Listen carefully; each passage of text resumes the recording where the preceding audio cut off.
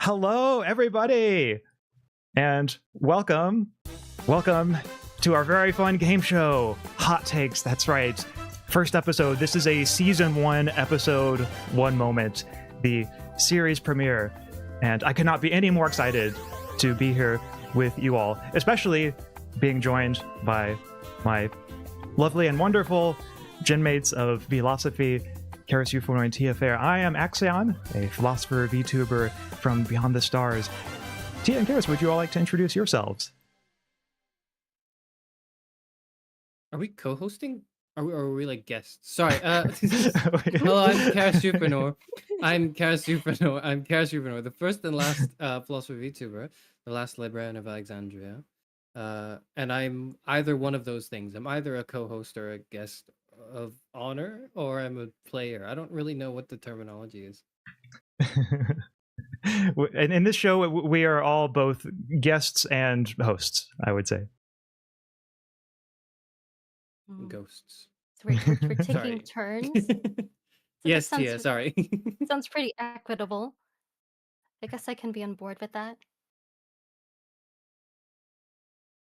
But yes, Tia, for those in the chat who might not know who you are, would you like to say a little bit about yourself? Sure. I'm Tia Fair, idol philosopher and justice incarnate. This is not my first time appearing on Axaeon channel. So some of you may be familiar with me already as a philosopher, and I am excited to be here today, as always, with my genmates Axaeon and Charis.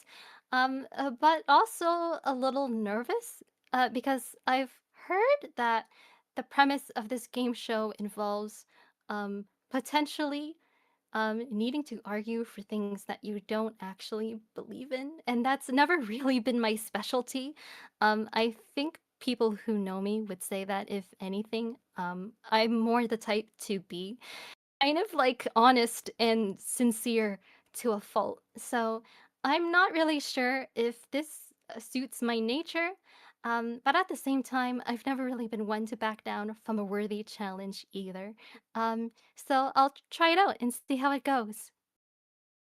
Well, I think that's a wonderful attitude, Tia. And if it makes you feel any better, I feel some of that nervousness myself. I don't know how any of this will go. You know, it's all of our first time, doing this, so should be fun. But I am looking forward to it.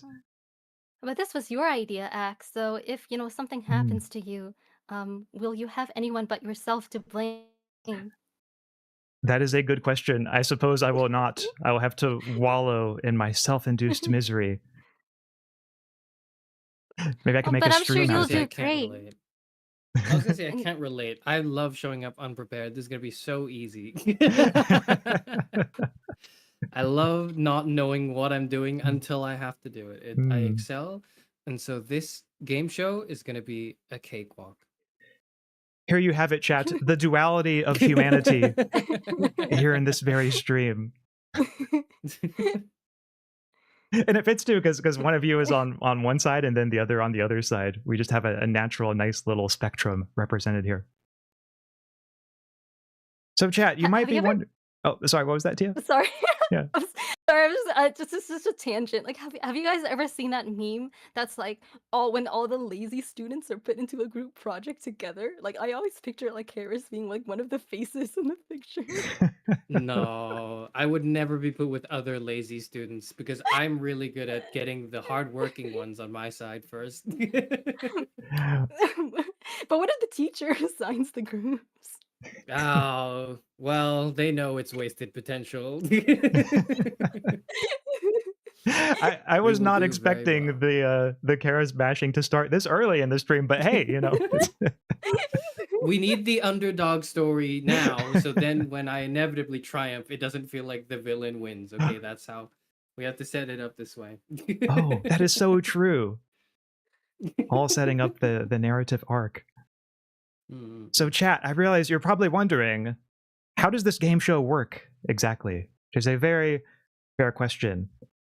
And so, right now, I would like to share how it works with both of you, and with all of you, really. So, chat, if you're feeling in the dark about this, I have just recently heard that, at least for our friend Charis here, it is his first time finding out how this all works, too. And I think even for Tia and myself, we're all pretty new to this. We're all kind of figuring it out along with you. But chat, if you'll look with me, I'm just going to share with you right now some rules for the game, rules for how it works. And so, actually, gonna have to bring this image a little. Okay, sorry, Charis, this is gonna block you for a second, but I have to do it so chat can see it. Worthy sacrifice. So here's how it works, everybody. Our nice new set of rules for the game here. First, will be determined by chance who will be debating. 2 debaters per round. Then a philosophical thesis will be drawn at random using our nice wheel of philosophical claims to debate. After that, the debaters will call for or against which side they'll be arguing. And whoever gets to claim their side first, whoever claims their side first wins. Or not, I shouldn't say wins the round, but like they get to pick. So it's all a matter of being quick on the draw. Once a philosophical claim is on the table, whoever chooses last is stuck arguing a position that they might either not believe or that they might not wish to argue. After that, 1 minute of prep time for both of the debaters. During this time, they can, if they wish, mute their speakers so that they can concentrate, and whoever is hosting that round can, talk with chat and make predictions and so on. But 1 minute of prep time for the debaters. After which there will be 3 minutes for opening statements. Whoever chose the side they would be arguing, like whoever was first to pick, will make the first opening statement, and then the second will be from the other debater. Then step 6 is a little more freeform, just free rebuttal for a few minutes. That one will play by ear. There won't be a strict time limit. So just some back and forth, engaging with each other's points. And then finally, the last step of each round is that the host/judge, really more of a host, I guess, than a judge, will offer some commentary. And of course, chat will offer commentary as well.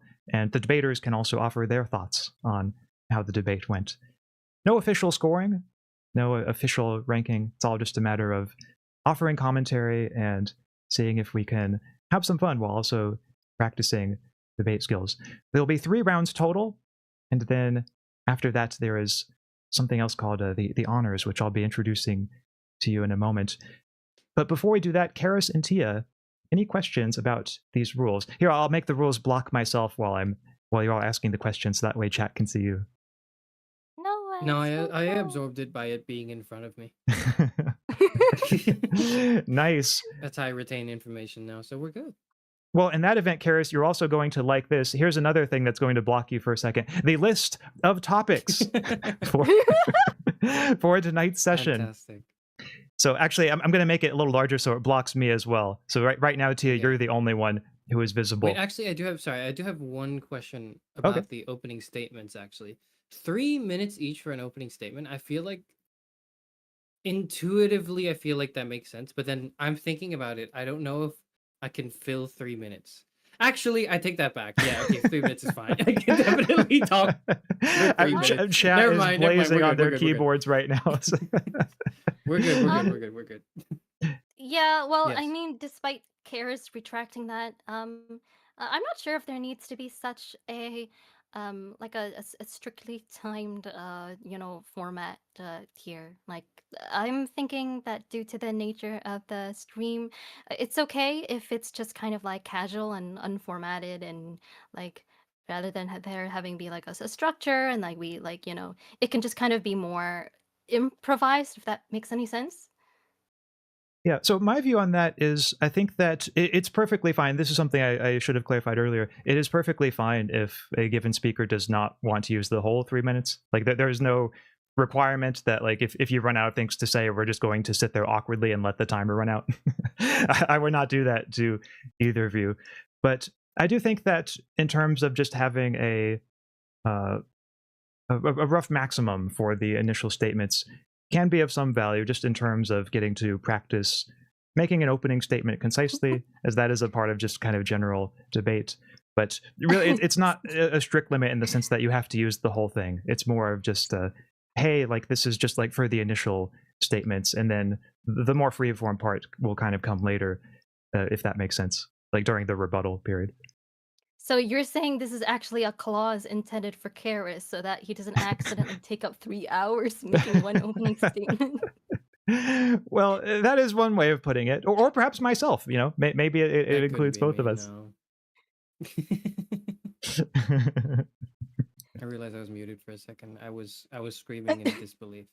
Like, there's no way that's me. Anyways, we can move on. I want to just quickly say that I find some of these topics really interesting as debate topics in the sense because, like, I find some of them very obvious. Like, just intuitively, I'm looking at it, I'm like, oh, that's obviously the case. And so if it ever happens, and then I have to argue on the opposing end, I think that would be challenging. But I look forward to that. Yeah, before we start, I just want to take a moment to I acknowledge and say hi to some of the people who have come in chat today. Including Bello. Wait, now because of the way my iPhone is positioned, I can't read properly. Excuse me for a sec. If my tracking stops, it's because I'm like craning my head over. Bello, Rudolph, Glaciares, Penbu, my husband Leon, and Tara. Tara says he's so gonna lose in reference to Charis. You had to read that one. And hello, Tyler. Hello, everyone. Thank you so much for joining us today. It's nice to see you, and we hope you enjoy our show. Yes, very nice note. Thank you, Tia, and thank you all of chat. So chat, if you're curious, I won't read all of these now, but you can see that there are several different categories of topics included here. So some in ethics, political philosophy, epistemology/mind, aesthetics/culture, and metaphysics and existential topics. Some examples of the topics are things like, you have no special moral duty to your own family over strangers. There is no meaningful distinction between high art and low art. Or voting is an irrational act for any voter. An eternal afterlife would ultimately be undesirable. So kind of bomb-throwing arguments, if you will, hot-button claims that really divide philosophers, divide people. And if we'll be not debating all of these, that would be a very long stream if we were to try to debate all of them. But this is the pool of topics that we will be choosing from. And then, chat, one more thing before we begin is that at the end of the stream, we will be selecting some honors. And here is a hint of some of the honors that we'll be selecting from. So most likely to convince a frog. Chat, you will get to vote on honors like this at the end. So make sure to keep these in mind as we debate. Also, yeah, most dramatic pause, can't forget that one. Most confident delivery of a position they clearly didn't believe.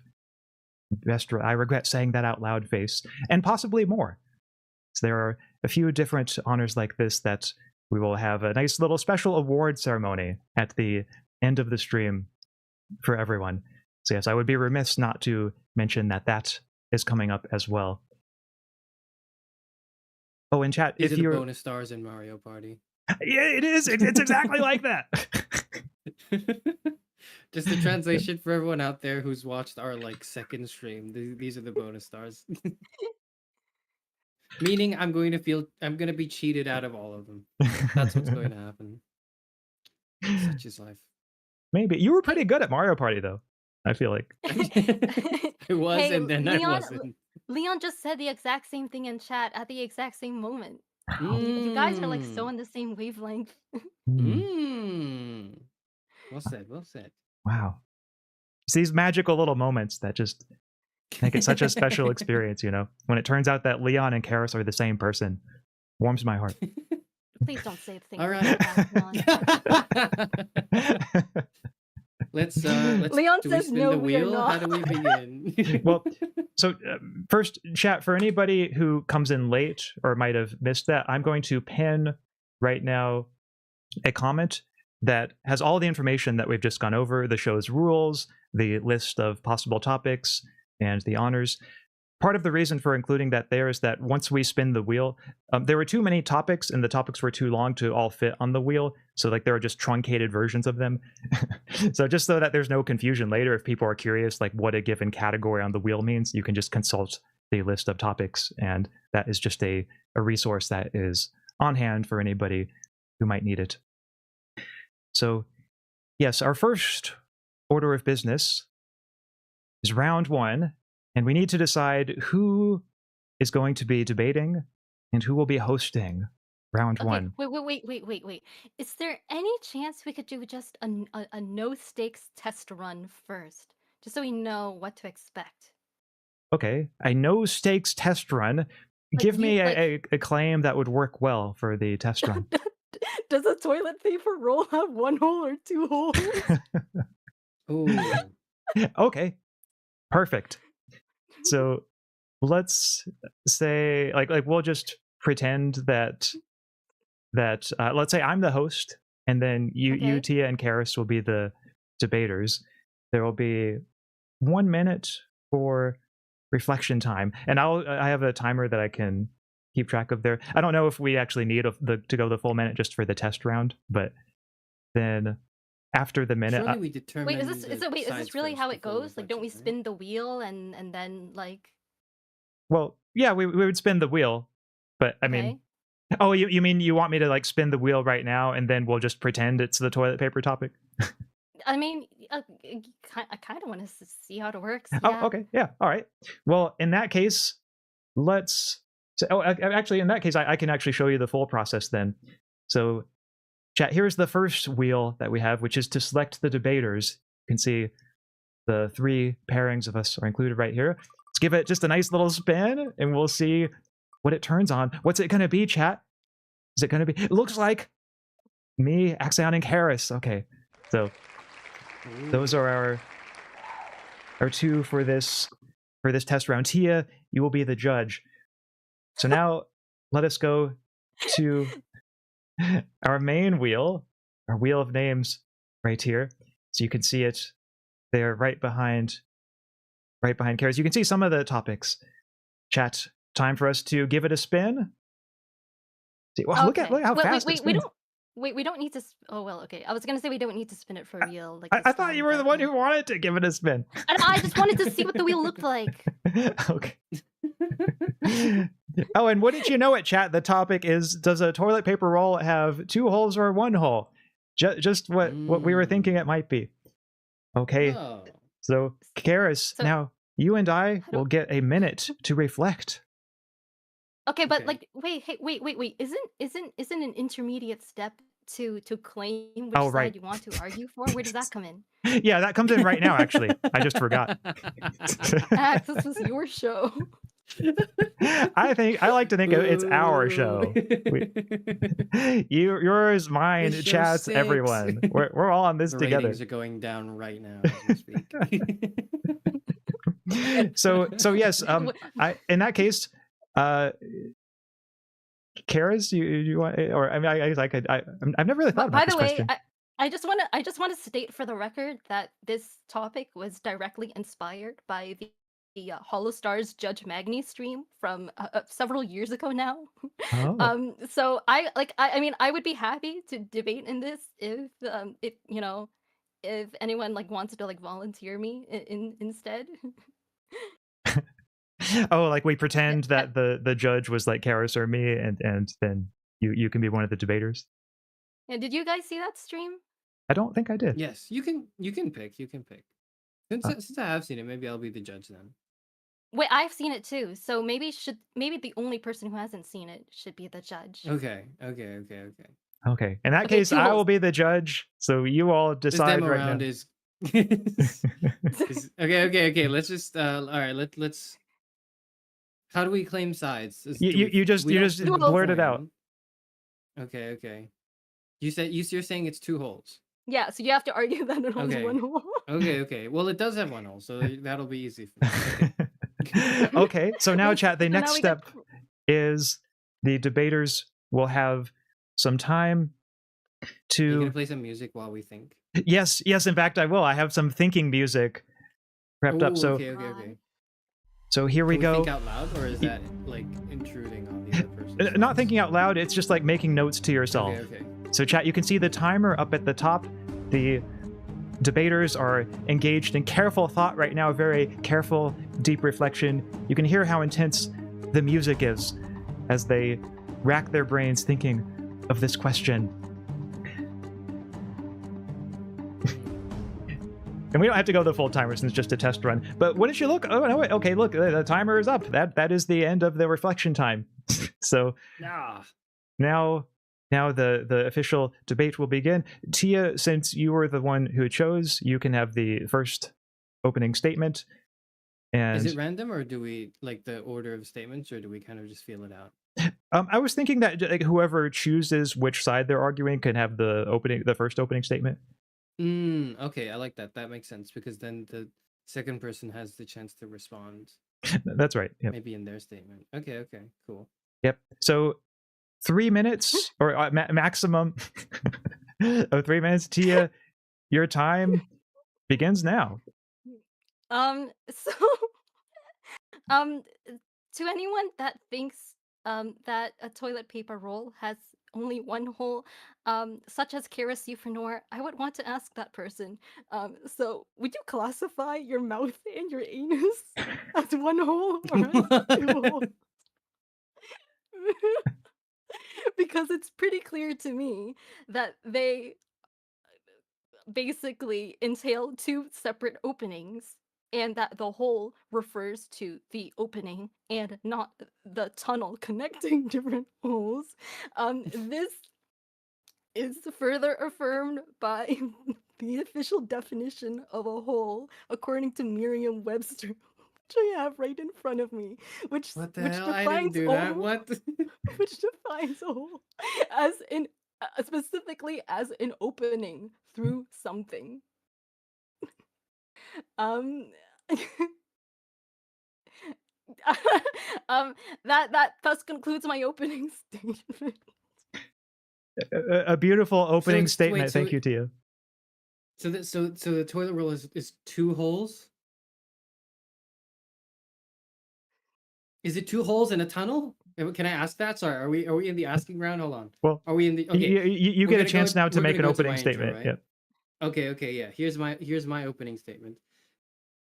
It's two holes, you're saying, TFF. It's two holes in a toilet roll that connect via a tunnel, and where that tunnel begins and where it ends, where the hole begins and ends, is ambiguous and uncertain. Ladies and gentlemen, there is one hole in the toilet roll, in the same way that there are how many holes in this shirt? like two, like there are two. Okay, that's not a great example. Let's go back. Hold on, let's go back. That's not a good example. Okay, so let's say I don't know how to argue this point. Hold on. Let's say there's a hole in the ground. You walk around, there's a hole in the ground. You say there is a hole in the ground. But if that hole connected then to another hole on the other side, that becomes one hole. That has now, those two holes have now merged into one hole. So I think, it's one thing to classify maybe something small as a dent or a crater. But if the two holes somehow conjoin and connect into a tunnel, it is now one hole. They have now connected and merged into one hole. Likewise, if there are like 5 holes that are like all kind of connected underground, it's a big hole. It's now like a big tunnel hole. No, wait. Yes. Are you finished yet? I'm actually finished, I think. I don't actually know what I should be saying at this point. All right. Thank you, Charis. Now we will move into general rebuttals and free discussion. Okay. If what you're saying is true, and if something like a rabbit's den just is only one hole, even if it has like 5 like different openings on the surface of the ground, that doesn't really make any sense, because those are 5 different places that you could fall in, and it affects things like navigation. Like I think intuitively it makes a difference as to which one of those holes you enter or exit from, for many reasons. Likewise, like if your theory is true, then that means that your digestive tract is just one hole, implying that it doesn't matter like which end things enter or come out of. Is that what you mean to say, Karis? Wait, okay, so that I think that is I think what is happening is you're bringing up like the digestive tract, and you're bringing up really like difficult topics, or not topics, sorry, subjects, no, shapes. I've lost all my words. You're bringing up really weird shapes with multiple twists and turns in them, and asking to define them neatly into whole categories, which I think is not quite true, and I suppose lends itself to your argument. What I will say in response to that is, imagine a block of cheese, right? If I have a block of cheese and I have like a nail or something, and I poke the nail through it, I don't make two holes. I make a hole through the cheese. Likewise, if my shirt gets caught in something, and like, there's like a thorn from like a vine that pokes in and makes a hole, there are technically two entrances to that hole, right? There's the front side and the back side, but you wouldn't say, oh, there are two holes in my shirt now. There's one hole in that. If the point of penetration, although it has breached both ends of the surface, are actually all just one hole. Well, actually, your shirt probably had like at least 4 holes in it prior to Right. you So like making. did I make one more hole or two more holes when I stuck a nail through it? No, Once. but no, that's not analogous because because no, your counts. You're like doing it like a different thing. Like you're counting like it has like one more hole, but because like it's like the opening Ah. is through a flat surface. No. But now the shirt has 5 holes. Whereas if you're saying a toilet paper roll has one hole, then you would also say that a shirt also has one hole, and that's clearly not intuitive. What is intuitive might not be true in all cases. And I think what's important for whether or not something has one hole or two is, I think we should be returning to the toilet roll. There is one hole. Because if you imagine there are two holes, you're thinking, okay, like there are two things, when really it's just one hole through the curved. What is it? This is what's the word for the shape? I didn't do well in geometry. This is a cube. This is not a cube. This is a circular pillar. This is a circular pillar. Circular. Are you talking prism. about a cylinder? A cylinder. This is a cylinder. This is a hollow cylinder. This is a hollow cylinder. This is a hollow cylinder.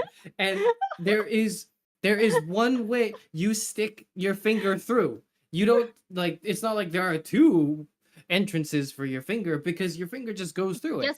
Yes, there are. You can stick your finger through either hole because there are two. The Merriam-Webster dictionary. No, you can defines stick a it hole through as an either opening. side No, not the tunnel. of the one hole.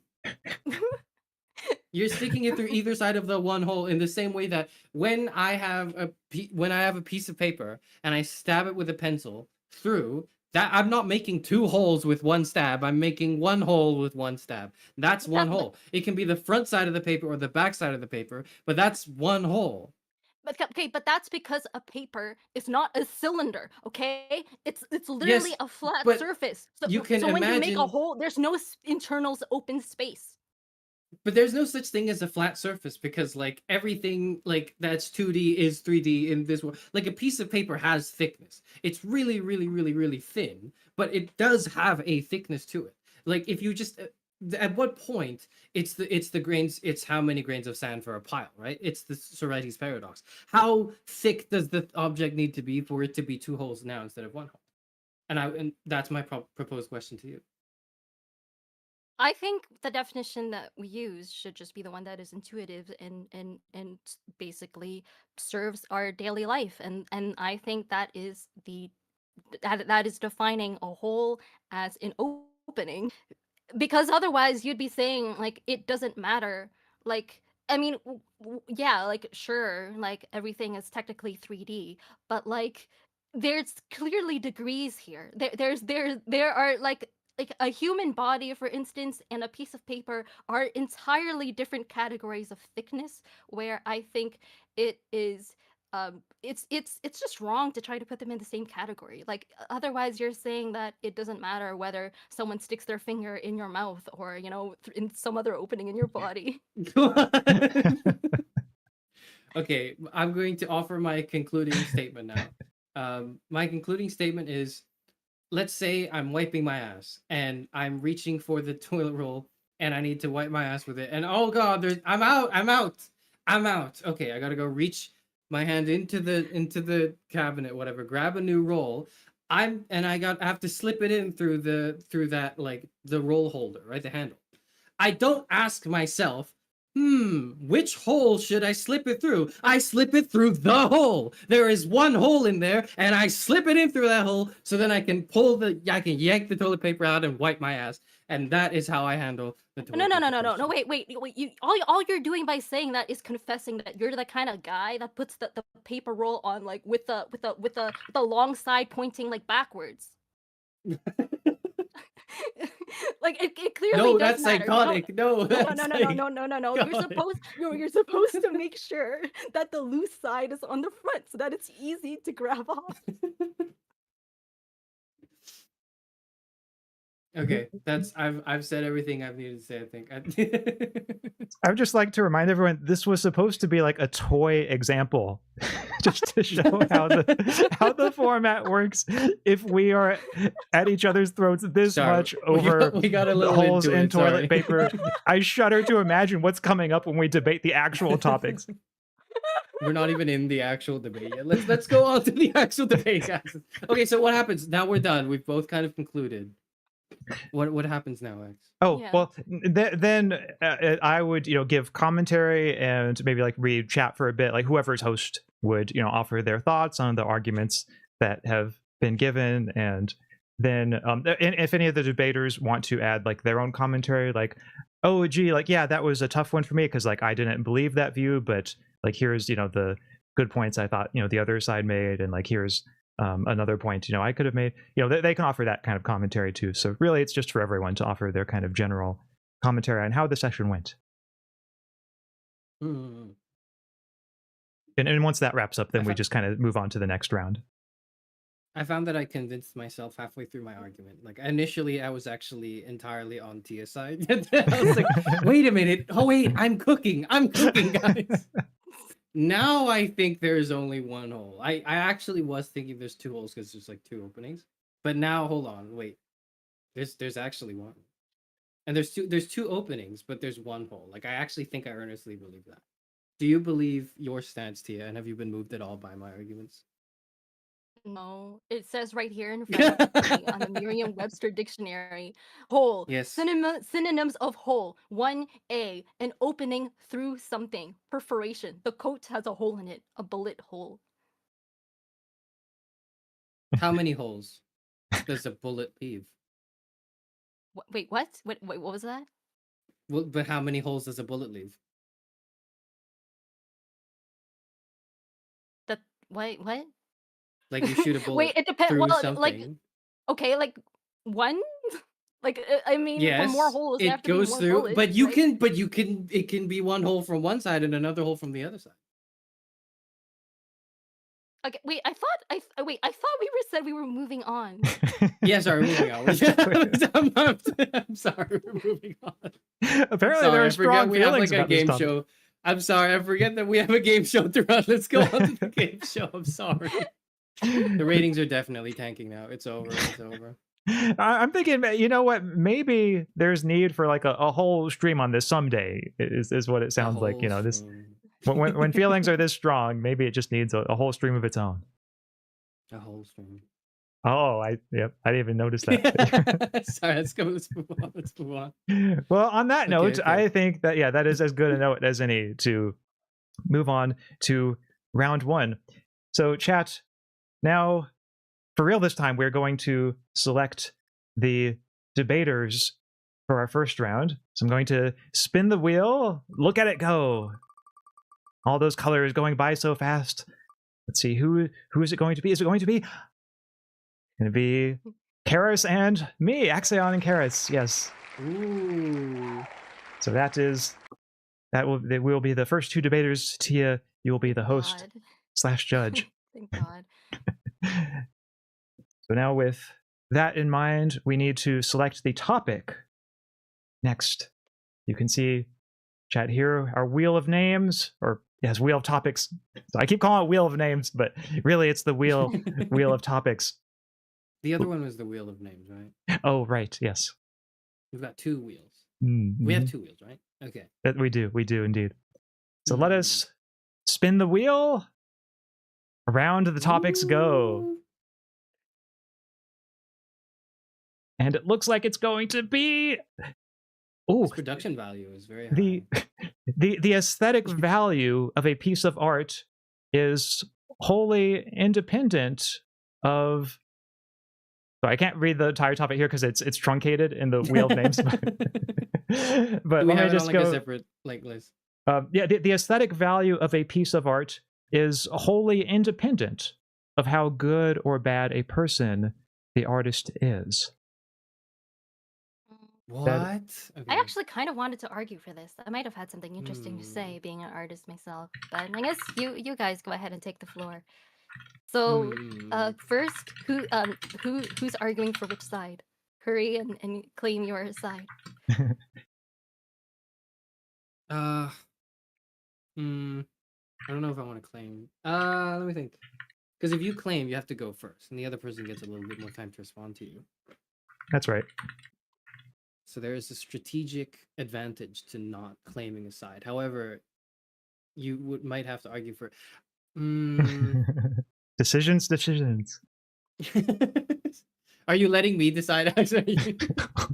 I mean, kind of, because this one, I could also kind of see it going either way. So I'm not particularly wedded to any particular, viewpoint on this. It is not. I'm going to argue that it's not. I'm going to argue against the statement. Okay. So Charis is saying that it's not like independent of the value of the art. The artist matters. Yeah. I see. Well then, in that event, let us take a moment to have some reflection. And during that moment, I think I'm going to mute my speakers just so I can take some notes and stuff. Charis, if you want to mute yours, you can, but you don't, of course, don't have to. And then remember the music though. Right. Yes, the music. So okay. Very important. That is going to be 1 minute reflection time. Here we go. You can have Tia a cappella as well. Oh, gotta reset the timer. Oops. Oh wait, I play the Wheel of Names music instead of the music. Sorry, there's so many toggles for the music here.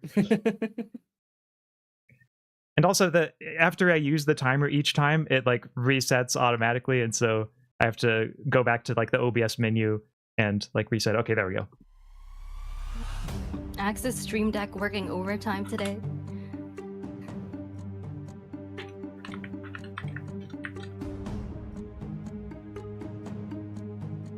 Leave your thoughts in the comments so that I may steal them.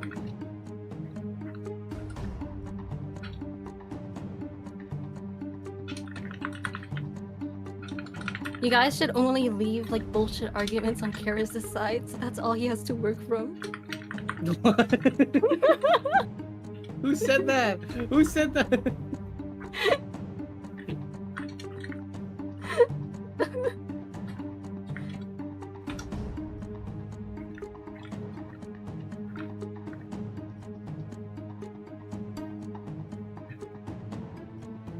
Axaeon's thinking face is so handsome. Tasukaru.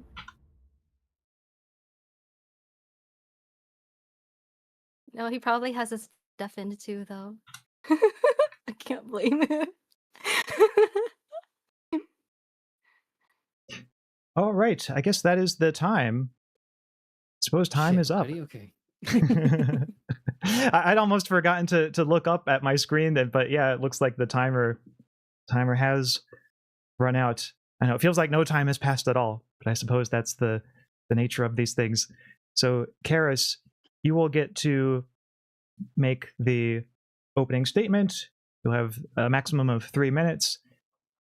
Any questions before I start the timer?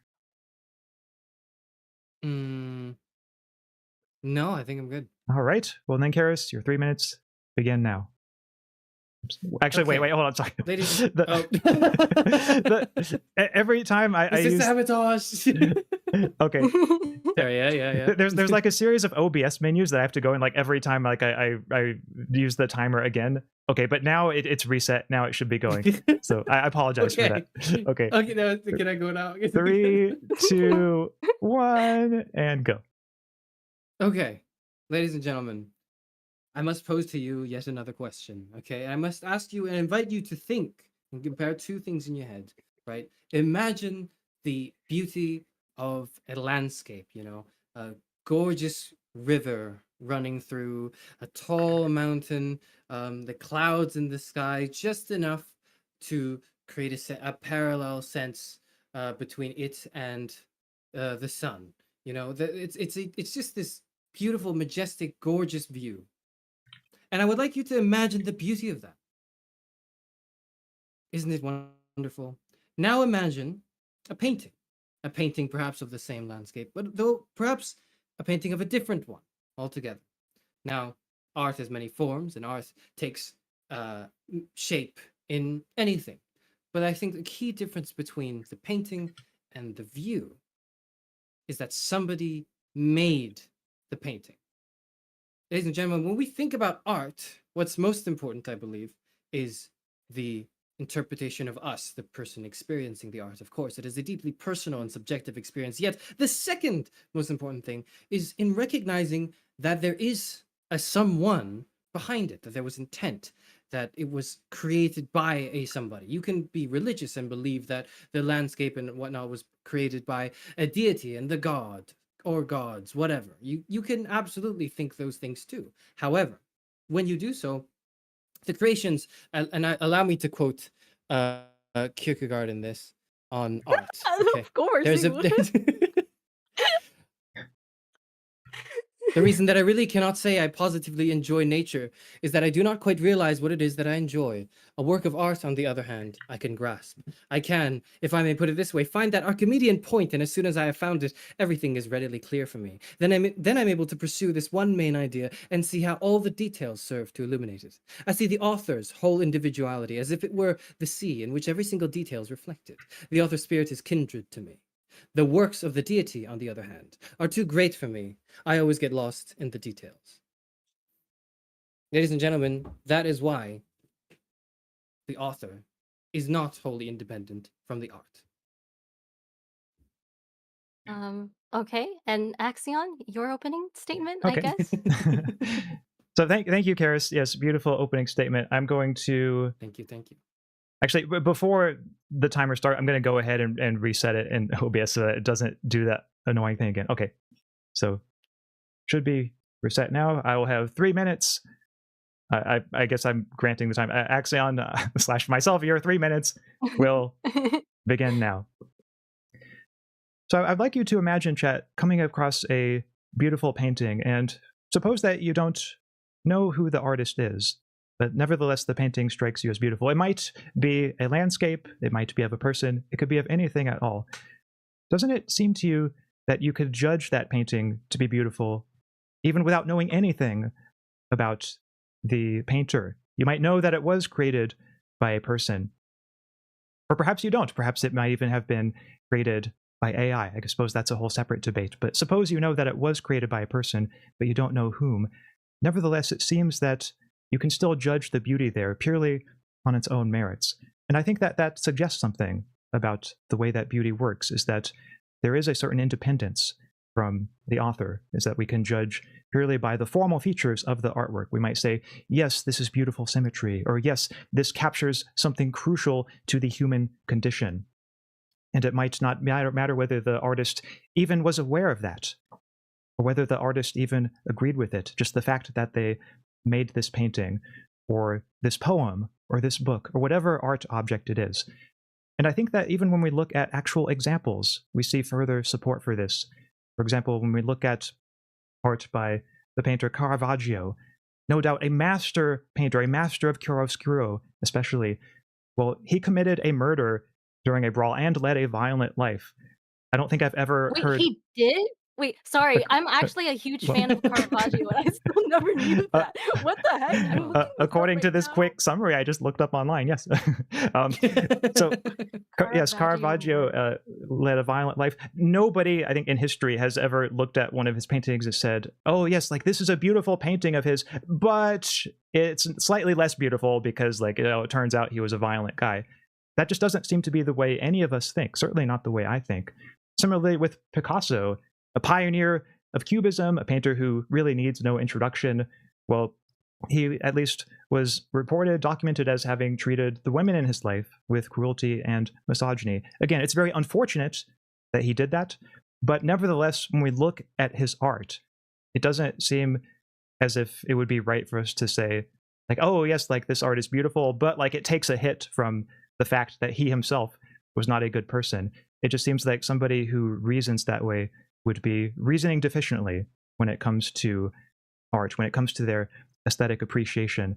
I think once we do discover the artist's identity, and if it turns out the artist was a bad person, we can recognize how unfortunate that is, but we can also keep that separate in our minds, that those are two distinct things. I submit that that is the most natural, the most intuitive way of experiencing art.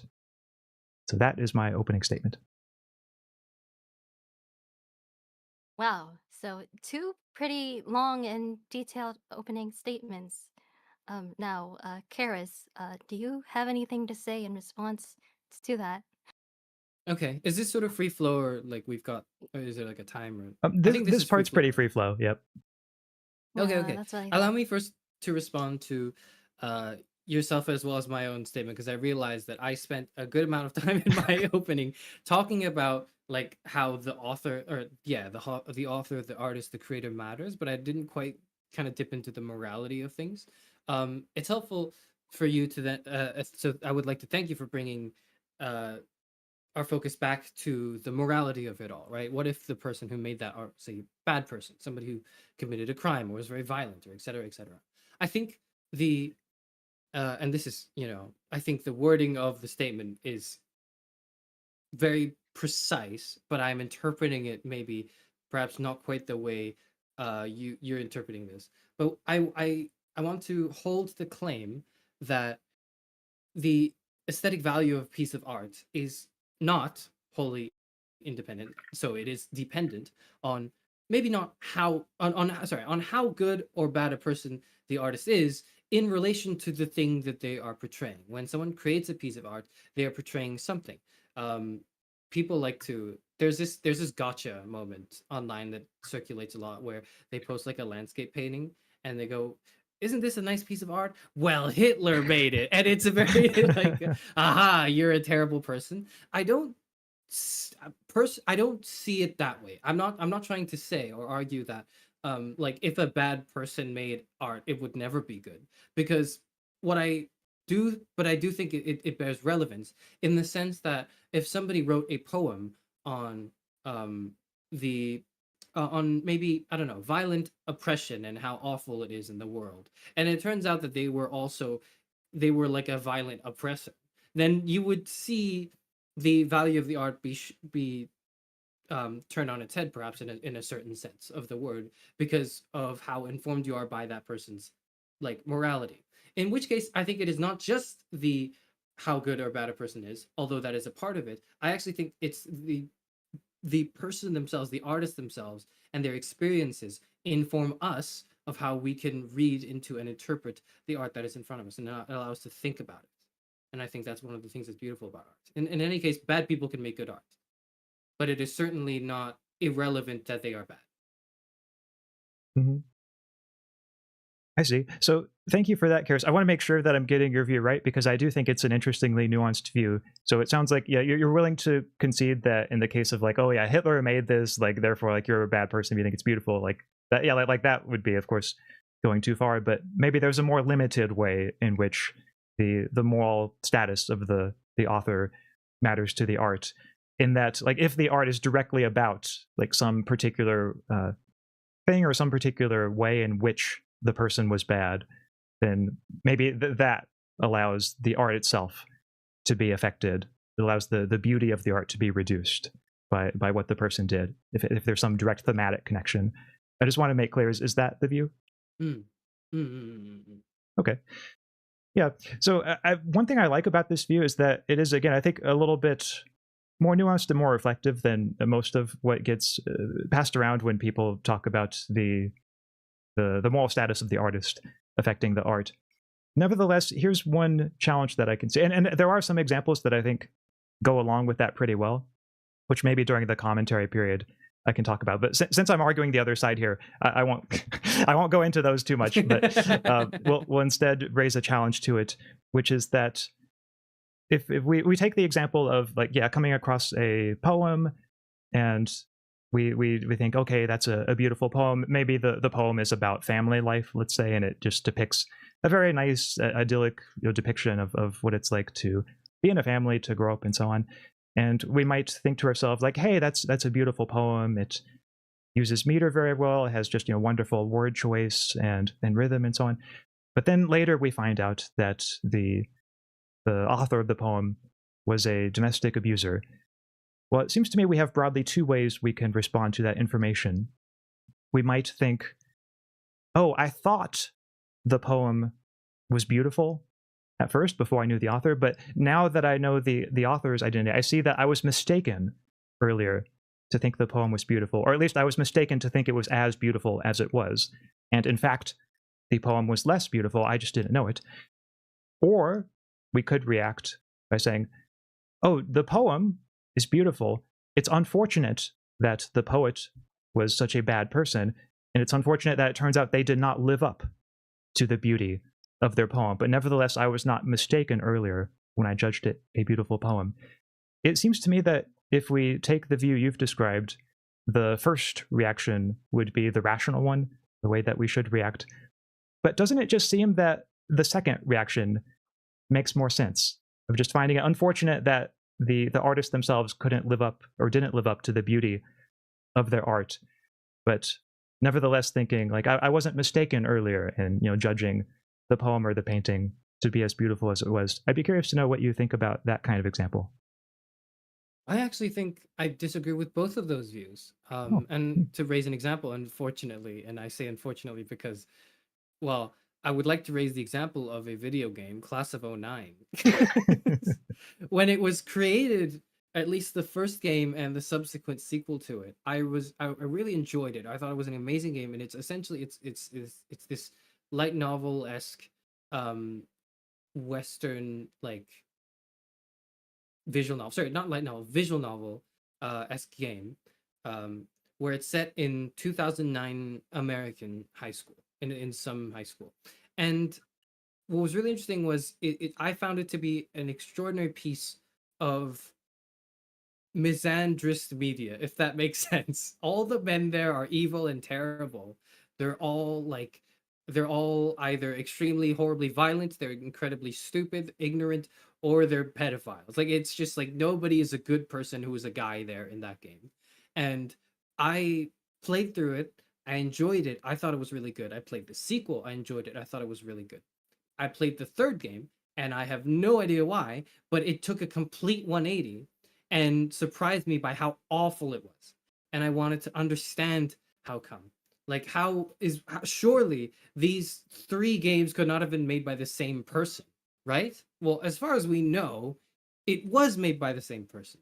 And to me, I don't think, well, I'm just gonna not think about the creator and the ethics and the morale, the controversies behind them. I'm just gonna try to enjoy the game. No. I actually think my appreciation for the art that's been created has been enhanced because I know the creator is kind of known as a piece of shit who actually, rather than as commentary and parody as the original game presents itself, it was actually trying to parody the opposing viewpoint. It was trying to make the misandry look so ridiculous that clearly, like, the women in the game were the ones with the biased viewpoint. But I didn't read it that way initially. I read it as, oh, this is maybe not accurate to what it is. Not every man is a horrible person, but it certainly is resonant in that I can see how this is the experience for a lot of girls and women growing up. I've talked to a lot of people who feel that way, who know that it might not be true that every male person is a threat and a terrible human being,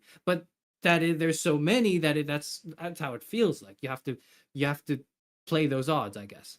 And knowing that the author is a piece of shit or is someone who actually was trying to like go against that idea and made the third game to piss people off does not detract from, to me, the beauty of the first game. It actually enhances it because I see it as one of those rare instances where a creation has surpassed its creator, where somebody made something that is wholly more artistically valuable than they had any right in producing as an artist. And so I think that it is relevant that this guy is a piece of shit. Interesting. So I think maybe we should. I'll just say something briefly on that, and then I'm happy if you want to respond to that. You can have the last word. I'm absolutely happy to let you have the last word on this, and then maybe Tia and chat can give some commentary. So I do think that's an interesting example. Unfortunately, I have not played Class of '09, but your description of it was very clear, and I think we can work with that. I'm wondering, might one consequence of this kind of view, though it is a view that I find largely plausible in the abstract when you put it like that, but might there be a sort of troubling consequence of it in that if we just take the creator of Class of '09 and suppose they're about to make a new game, and suppose that they're on board with this view that you've just described about how the fact that they themselves are not a very good person enhances the art. Suppose they're also wrestling though with becoming a better person, like they're thinking, okay, maybe I should try to become better. It seems like if the view that you've just described is true, one reason they would have not to become a better person would be that it would detract from the quality of their art. Maybe that's not a decisive reason, like maybe the balance of reasons is still overall in favor of becoming a better person, but it seems like there would at least be this kind of troubling dilemma they would face of like, do I become a better person and thereby compromise my art, or do I stay true to the art and how much it means to me and just try to put out the best art that I can, and if that requires me to continue being a bad person, then maybe I should just go with that. It just seems like kind of troubling to think that a person could be faced with that kind of dilemma, rather than it being the case that, like, yes, the reasons are in full force of their like becoming a better person, and perhaps they don't have to worry about that making their art worse. I'm curious to know what you might think about that. I think this is tough without me going into like a whole tangent as well. I don't know if I can keep it brief, but essentially I think it's the moment it's created and released, it's in a sense not your art anymore.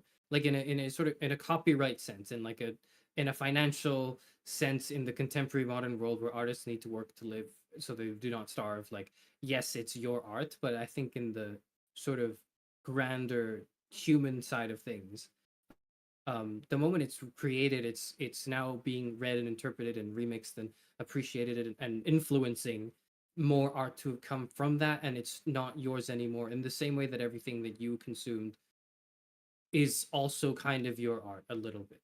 I don't really know how to I don't want to go into too much of a tangent though. What I will say, I think like in sort of in a I'll make a concession, I think, in that I think the question or the statement, the wording of the statement is not actually something I can wholly like disagree with, in that like when it says the aesthetic value of a piece of art is wholly independent of how good or bad a person the artist is.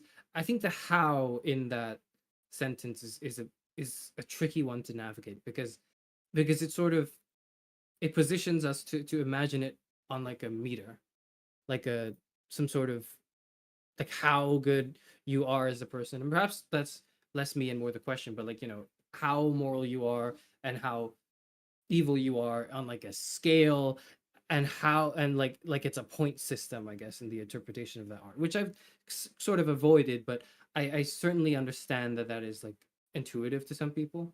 So I think my concession is probably like I don't really know how to answer that point, I would say. Hmm. Would the question have perhaps been a little better if it were like whether a person is good or bad instead of how? I don't know, because I think it's intuitive to think of how good or how bad a person is when you think of like an artist who's maybe a little snobbish when they go out and do interviews versus one who's like Kanye West. And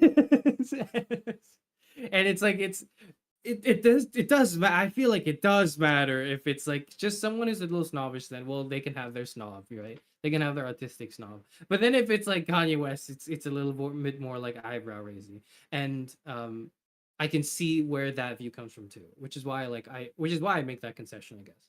Hmm, interesting. Well, I think that's a good wrap up point. Tia, would you like to offer any thoughts on the little debate that just took place? Sure. Um, I'll just start off by saying that I found Charis's opening statement to be a little bit meandering, although it was very interesting and likewise unsurprising that he brought up Kierkegaard. Um, and I swear that's the last time I'll do it this round. I swear. honestly, from our part, like I can't lie, I'm really relieved that for the first time in about 6 months, somebody else is debating Axaeon besides me, because Axaeon is just like a complete like logical juggernaut. Like I don't envy anybody who has to debate him. It's like it's like the intellectual equivalent of being like thrown into the arena with a lion. Like how are you going to escape with victory? Anyway, um I think Karis put up a good fight, but I do honestly wonder if perhaps there was some confusion as to the topic in the first place, because I thought that the question was about the aesthetic value of a piece of art, and whether that's independent of the morality of the artist. And to me it seemed like Axion answered this in a more straightforward way, whereas I was maybe confused. here Yes. was yeah, kind of like interpreting like it to be about something like a different question, like maybe about like um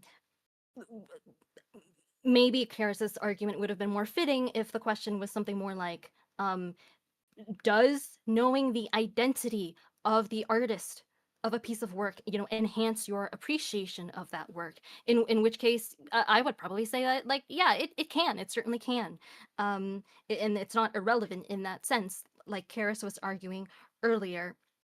But the question was about the aesthetic value, which, to my understanding, refers to just the kind of more, I don't want to necessarily say superficial, but perhaps more objective criteria um, of what makes a piece of art um, valuable. For instance, when it comes to visual art, that would refer to things like um, the the colors and how well they fit together, and things like that. You know, things that are um, kind of independent of like moral or social meaning. And I think, as someone who is an artist and musician myself, I think it is like right for Axion to point out, well, you know, if you um, don't know who the artist of a piece is, does that make it like less beautiful, like aesthetically? Doesn't mean that somehow like the colors are not quite as bright or as harmonious. That doesn't really seem to make sense.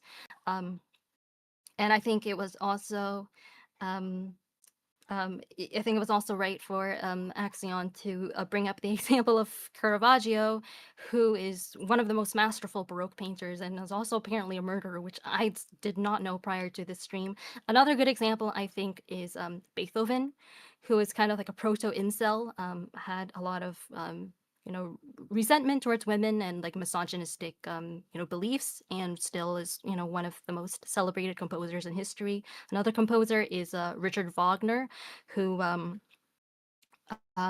you know, whose operas are not only still performed today, but is also the inventor of a technique called the leitmotif, which is still used in music all across media, such as, you know, movies and video games.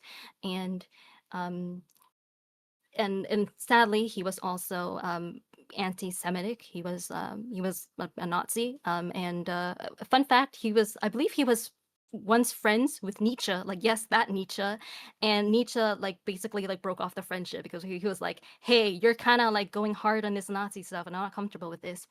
And um, despite all that, it doesn't seem to me that the knowing kind of like these, you know, unfortunate facts about these men diminishes the aesthetic value of what they produced. Um, I think what it does is it calls into question the social value of what they produce. I think that an interesting question we can sort of ask ourselves is, um, so now what are the potential ethics of um, in like you know enjoying these works by these authors, or you know you or buying them or spending money on them, and um, there's room for an interesting debate um, here too, to which I would say just kind of like very superficially, because I don't want to dwell on this too long, that I think that if I think that perhaps the strongest argument that Charis could have made is something like, um, okay, but if you know that the author of Harry Potter is J.K. Rowling, and she spends her personal money on undermining trans rights in the UK, then that might genuinely make it difficult to enjoy reading Harry Potter, no matter how good the writing may be. I'm not a Harry Potter fan, so I don't know. I've heard people say that actually J.K. Rowling is pretty mid, and I don't know if that's because of knowing her views or like is independent of that. But yeah, I think you could make you gotta make an argument that if you know that the person that you're reading or listening to or whatever is, you know, secretly a Nazi or some kind of bigot, then you know that might genuinely interfere with your ability to simply um i- take in the aesthetic value and you know enjoy the work for what it is, you know, in a way that is separated from the identity of the author. Anyway, that's what I think. Oh, ooh, can I say thank you first for clarifying for me, because I now I'm it's now clear to me, and I'm now a little bit more confused in the sense that I now see why I'm confused, and I can see that I'm confused.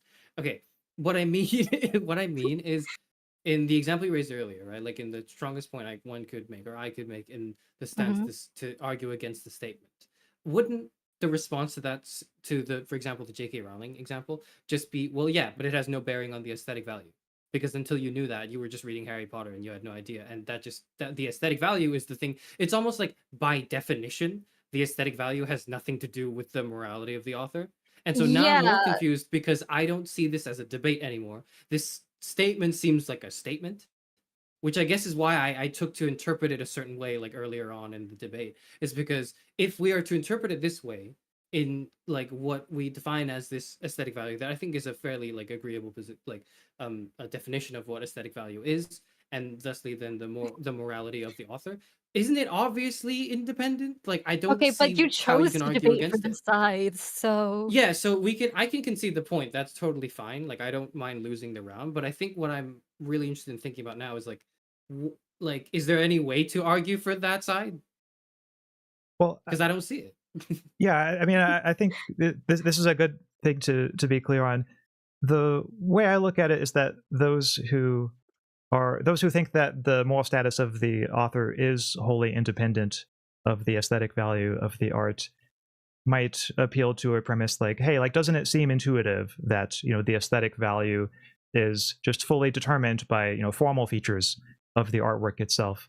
And they can, you know, they can argue that that's an intuitive premise and so on, and that's fine.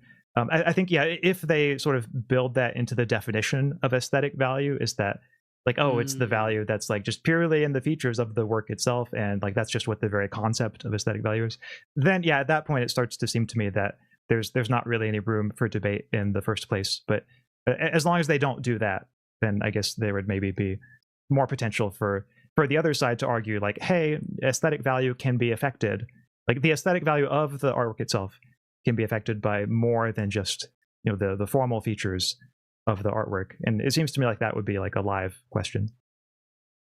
Hmm. I don't know. I think I'm just in agreement, and I think are we all in agreement that like the aesthetic value is really the formal features? Like that's kind of what makes it aesthetic in its value. Well, I actually don't know if I have a settled Well, view on this question. Oh, sorry, but yeah, go ahead, Tia. oh, I was just gonna say, Bello, I think made an interesting point in chat. Bello said, Mm. like the cost of a painting, isn't ever purely aesthetic. Referring to how I'm not really super familiar with this kind of thing, but how in sort of like the art industry, some paintings will go for like a sort of like absolutely exorbitant amount of money just because the painter who made it was like super famous or something like that. Um, to that, I would say that that doesn't mean that aesthetic value doesn't exist. I think it's just more of a question of whether human beings, as biased as we often um, are reliably able to celebrate, to not celebrate, separate aesthetic value from other kinds of value, like perhaps social value. Um, and again, I'm speaking from a place of what I think is expertise. As an artist myself, I've definitely borne witness over the years to situations in, let's say, there were two pieces of art being compared, like perhaps they were being voted on in a contest or something, and one piece was obviously superior when it comes to objective criteria, like in terms of like a technique, like maybe the, I don't know, the masterfulness of the way the colors are used and stuff like that.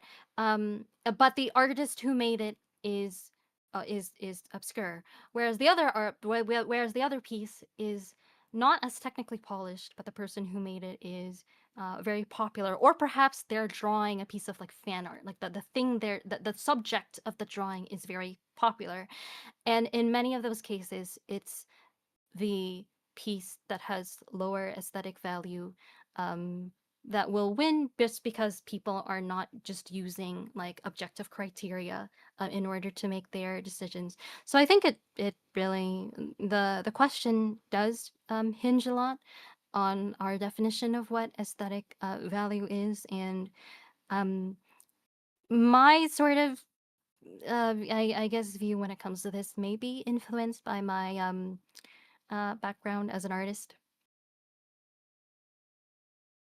I don't even think it's real. I just think we're using another word for technique. But anyways, let's not like I see now, and I do want to say, Tia, you've cleared it up a lot for me there because I was really confused at the beginning. Like I wasn't quite sure. Now I understand what we're talking. But yeah, for my part, I do think there's a lot to be said on behalf of the view that you were defending, Charis. And again, I myself don't know if I really have a settled view on this question. I think there are definitely some examples that I can see pushing the needle, more toward that position than perhaps I was giving it credit for. But in any case, I think perhaps would be a good moment to move on. That was a fun first round. Thank you, Charis, and thank you, Tia. Oh my god, it's been one round. Yeah, that's right. We have 2 more of these, so get ready.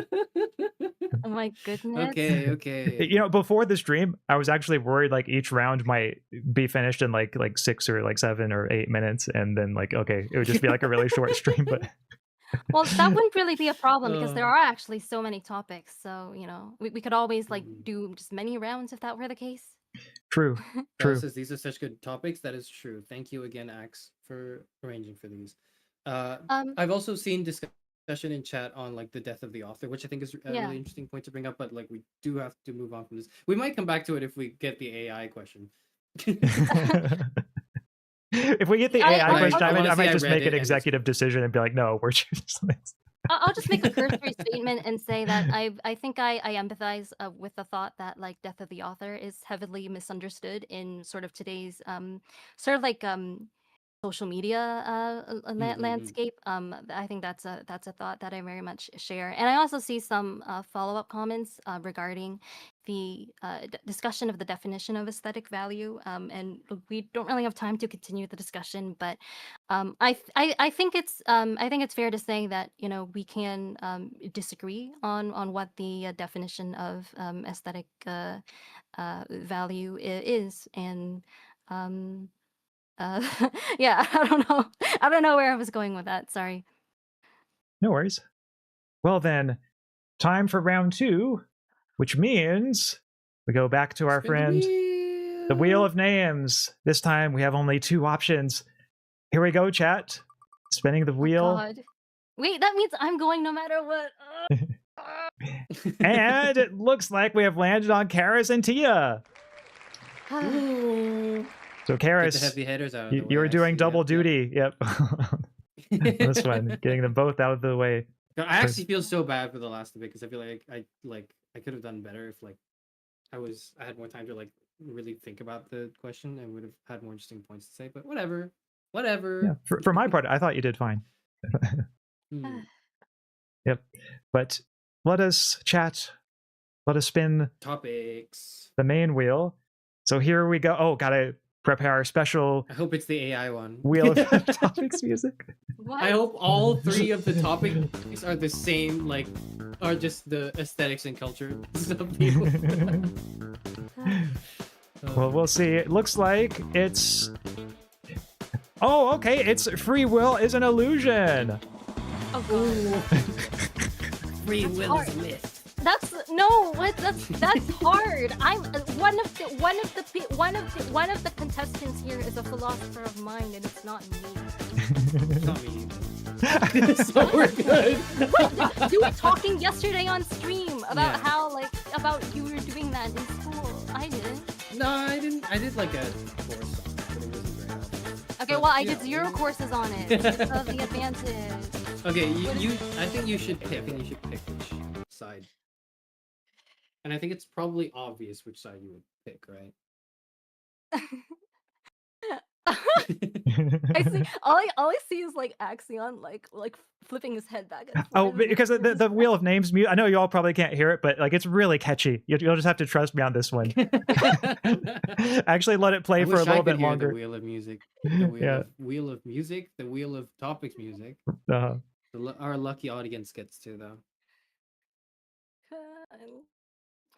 Are you sure we can't spin the wheel again? This can't be the most interesting thing we can discuss.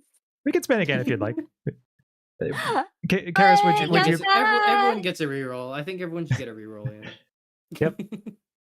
This will be a gentleman's double spin, we can call it. So, chat, let us spin the wheel, and I'll turn my head so that way you can see where the pointer points, because I see your comment. No, your head's fine. It's just my head that's in the way of the pointer. So. Okay. Oh, this means we get to listen to the Wheel of Topics music again. All right, here we go, everybody. Yay! The wheel is spinning. And it looks like it's landed on... Voting is an irrational act for any individual voter. It's rational. It's rational. Oh no! Shit! Well, we have our winner of the topic choice. The one who has chosen is Tia, and I'm just going to post this in chat for anybody who might have missed it. So current topic, or current, I guess, thesis, I should say, is that, voting is an irrational act for any individual voter. And, of course, Charis, we've just found out, has been relegated to arguing in favor of the negative, so saying that I guess Charis is affirming the statement. Yeah. So Charis will be saying yes, voting is an irrational act for individual voter. Tia will be saying no, it is rational. So that is how the current positions will shake out. Now, both debaters will have 1 minute to reflect in just a moment, and then after that, Tia, you will get to make the first opening statement, and then Charis, your opening statement will be right after that. Any questions from either of you before we begin the reflection? Nope, I'm already writing my notes. Oh. Okay, in that case, I will start the timer. Here we go.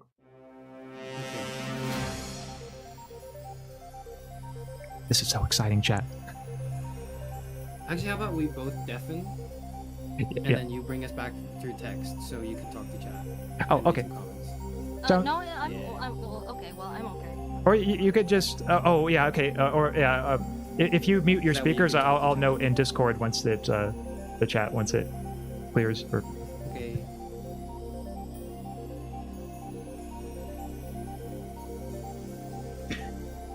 so, chat. It's looking like this is going to be an intense one. I get the feeling there's going to be some spiciness in this debate. So get your comments ready with your analysis. In fact, I'm going to have to take copious notes, I'm sure, to share in the analysis later. That's right. I cannot let my duties in this go to the wayside, because it will be fun giving the analysis in a moment. All right, and that is time. So, time's up. Charis and Tia, I'm so looking forward to hearing both of your opening statements on this. Already? Yep. Oh yeah, it's only a minute. Okay. Yep. I have your stream pulled up and it says like 17 seconds left. I realize I'm on a delay. Hmm. Yeah, there is a Okay. delay of roughly. It could be kind of awkward for things like this, but luckily it looks like we're all Okay. we're all in the clear for right now. I'm delayed. I don't think the stream's delayed. I think I'm just delayed on it. Oh, Anyways, I see. okay. Tia, would you like to go? Sure. Yes. Well, I mean, since I chose my side first, I think it's probably right that I proceed with my opening statement first. What I am arguing is that voting is indeed a rational act for an individual voter. The reason being that democracy is the most fair and just political system that we have, that humanity has conceived of, and voting is really the backbone of that democracy that supports it, and that sort of like embodies its core and like the way it functions. um Basically what democracy does is it disseminates the power to decide who governs among the widest number of people possible, rather than consolidating that power into one person or into a small group of elites, as often happens in other forms of governance. And that means that for an individual voter to not vote, they would be forfeiting the power that is basically offered to them by virtue of living in a democracy, no matter how small that power may be compared to the power of someone who has more money or more status. And that's it would be a waste. The whatever downsides there are to voting, such as taking a few hours of your day, once every 4 years to vote, are like well justified by the upsides of voting, which is being able to have a say, no matter how seemingly insignificant, in the future of your country that which you will be living in, which will have sort of like all kinds of like downstream consequences for your quality of life.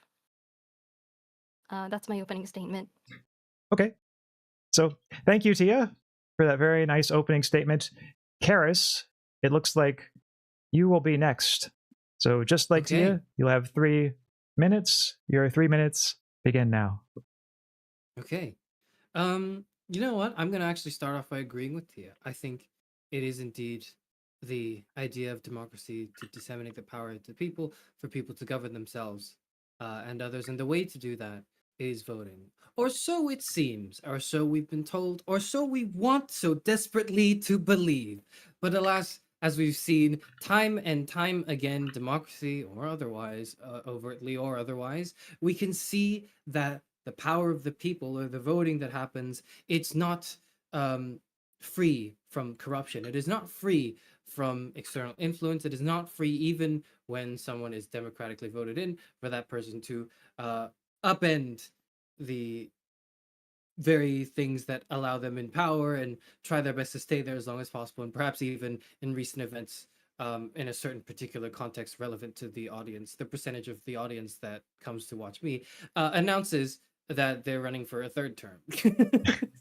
There is a lot of faith that one must have when you vote, because the reality is we can see time and time again, and it's only getting worse, that although it seems nice to vote, and maybe indeed you could argue even that one ought to vote anyways, it is definitely not a purely rational act. It is irrational in that we, even when doing so, hope that it works. We see that it doesn't work all the time. We see that it's the power of the people is diminishing, and we see that the elites and oligarchs are amassing that power within the hands of a few. And we see all of this happening in front of us. Your vote, maybe it does matter to some extent, but how much does it matter? Sure, maybe you should do it anyways, but it would be irrational to believe that that's it, right? That accomplishes what it sets out to do. Perhaps I would say, to conclude my opening statement, that one does not need to do something just because it is rational. One can do something very well, even if it is irrational. Still 36 seconds if you'd like to use them. Oh, well, I'm good. Okay. Well, in that case, that is the end. So thank you, Charis. Now we will have some free rebuttals, free discussion. Scam, risk, fraud for Nord. Sorry, I'm sorry. I'm ignoring that. All right. What would you like to say? But you didn't, because you just read it out. Shh. We'll just ignore it now. We'll ignore it now. Oh, not everybody all at once. I mean, if I can certainly like direct the conversation, I think we're largely in agreement, and I think even for the sake of this debate on the opposing side, that it is a good idea to vote, but it not necessarily is a rational one, I would say. Is he gonna stop talking anytime soon? Do I get to talk? Well, okay, I thought you didn't want get, so I sort of left the silence for you, and then I was like, okay, maybe I should start first so you could. I was Okay, waiting go. for Axaeon to give me permission. I'm trying to be a well-behaved contestant. Oh. Well, Your sorry, Honor, I thought please. when I said, okay, like it's time for the free discussion, I just viewed that as like giving permission to both of you. But Oh, anyway. he said that really fast, so I didn't hear. Oh, okay. Well, yes. In that case, right. Tia, yeah, you now have full and complete permission to share whatever perspective you might like to offer. All right. Well, Charis, it's not clear to me that we're in agreement after all, because something I do want to point out is that the argument that you raised about how voting and democracy at large aren't really leading to the ideal outcomes in recent years. I have concerns that that is a talking point often employed by fascists, and that is not to say that the talking point is automatically illegitimate. I'm going somewhere with this, but it isn't a talking point that is often basically bandied about by we will say parties with questionable interest seeking to undermine a democracy, particularly in the West. And I think that is something we need to keep in mind when we kind of indulge in that kind of argument. And to the insistence that voting is irrational because it might not lead to the desired outcome or the ideal outcome, what I would say is that perhaps it does not fully rational, like if I mean it kind of depends on how we define rational. Like, are we defining rational as guaranteed? Like, if you're doing something that has a guaranteed outcome, then only then it is rational. Because that's not how I define rational. Um, I think that it could still be said that voting is still more rational than not voting, because voting is still the outcome that leads to the higher expected value. As an example of this principle, let's say that I am not sure if uh, everyone around me is like a real person, or it's just like a like, there's no like external world, like all just like philosophical like zombies or like whatever, like, and I'm just like a brain in a vat. Even if I may lack like that kind of epistemic certainty, um, it is still the decision that leads to higher expected value for me to believe that the external world is real and go on actually, putting effort into living my life, like, investing in my relationships and like showing up at work or whatever it is, rather than giving up because I assume that it's not real. It's also similar to Pascal's wager. And I think voting is like that. I think that the whatever individual consequences of voting are small enough that they justify the potential for the immense benefits of voting. And furthermore, on what you say about how people are voting and it's not really to leading to the ideal outcomes. Um, One thing I will concede that that is sort of like a reality that we are observing in recent years. However, I would attribute that phenomenon not to the, I guess, um, the sort of like the civic institution of voting, but to lack of education. Because I think it's fair to point out that a potential downside to voting is if, let's say, somebody, a given voter, is actually so woefully like ignorant and underinformed about the election, about who the candidates are, and what their policies are. They just know absolutely nothing about the election, and are therefore, in a certain sense, like underqualified, or at least ill-suited to vote. Um, but I would argue that that's not that doesn't like that's not a an indictment of voting. It's an indictment of a nation that did not um, properly prepare its citizens to be responsible and knowledgeable members of a democracy. Hmm. Okay, so that's like probably 3 points. I'm gonna try to respond to them. I'm not taking notes because I kind of thought the vibe was like quick fire, so I was like, I'm not gonna write anything down. I want to try to respond to the 3 points. Point one, to say that, hold on, maybe the system doesn't work sounds a little fashy. That is true, but the reason it sounds fashy is because people who say that, some like oftentimes couple it with, like, when you hear the voting doesn't even matter anymore. Like, when you hear that, it's from people who are trying to be doomers about it, who are saying, who are trying to who are trying to um make the public lose faith in the system. Whereas when I say it, it's less like we should lose faith in the system. It's more like, there are no guarantees. Like, it could still be life can still be shit. Things can still be shit even after you vote, and your vote might not change anything at all, and it might not even matter, but you should do it anyways. And I think that when I say we're in agreement, I think we're both approaching it from the angle of it being a morally a moral responsibility, I would say, to make your opinion and voice heard, no matter how fruitless it may end up being. Hence, from my point, the irrationality of it. To point two, oh my god, what was point two? Point two was Point two was how. Yes, was how it doesn't work. Right. That was your second point. Was and how like that's no. What was it? Tia, can you remind me? The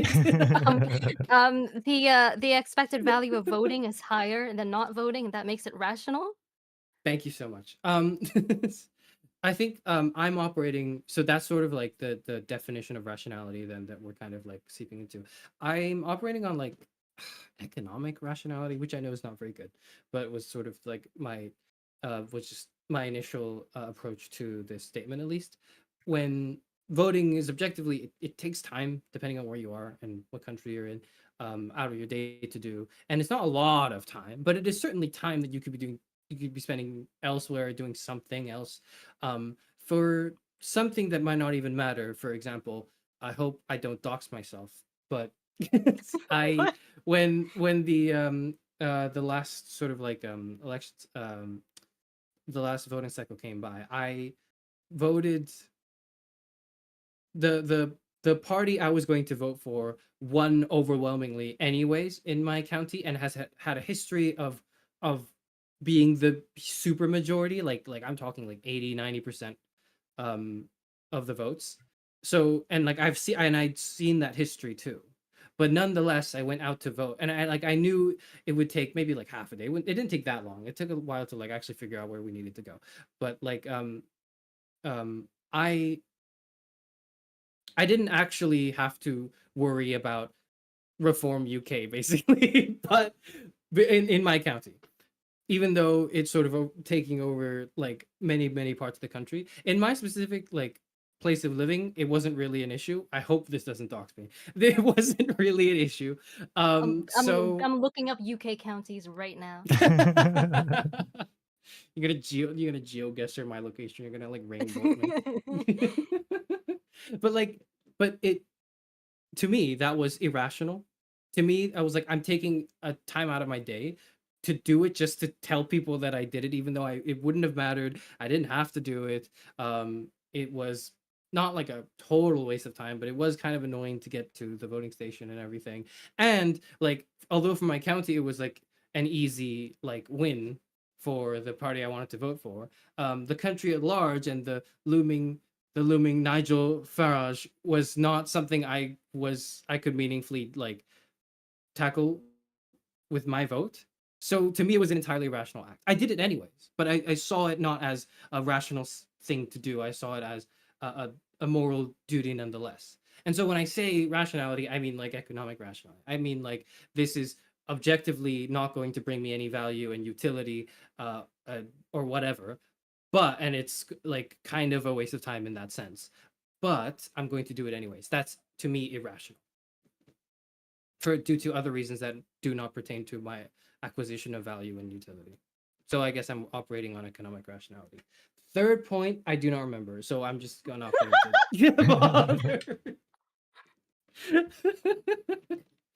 I think It was. yeah, that's where the I mean, would debate you pins out. like I me think. to remind you, or do you just want to move Yes, on? yes. Actually, if you could remind me that and how quickly it, yeah. It's about how I would attribute the potential downside of the uninformed voter, so to speak, to um, a lack of education, of a robust educational system, rather than to the badness of voting itself. Sorry, can you say that again? I don't quite understand. Sorry. Could you say it in Should a I just different? give up? No, no, no. I Can you don't. say? Sorry. Can you say it in a different way? I'm sorry. I'm not. I'm a little. It's kind of hot in my room right now, and I'm It's being hot in my bothered to room life by my too. What PC. the hell? Okay. I have the fan on. It's frying my brain. Sorry. Oh my You're god. saying education. Sorry. You're saying education or lack of education is the primary central focus for a democratic society. Is that what you're saying? It's no, it's that Or it should be. is that is closer to the root cause for why democracy doesn't work and why democracy fails in these Okay. cases that we've seen, rather than the sort of the political system itself. Okay, sure. And I guess quick to add a few quick words to that, I would say I can completely agree with that, and nonetheless conclude from that information that it is irrational to vote as an act. I think it is. I think one can say that it is irrational. Anyways, because of so and so problem, right? And it's multifaceted, of course, but yeah, I guess I'm putting to argument 1 and 2. Tia is so fucking scary. Why am I scary? What did I do? I think what Bello has in No, mind is like you're so like ruthlessly like logical and committed to your view. Indeed, the logical powerhouse, no, that which surely there are I'm just. multiple in this group. Oh, well, on the one hand, I feel like I usually just think of myself as a as a sweet innocent idol, but I don't want to turn down an opportunity to be compared favorably to Axaeon. um,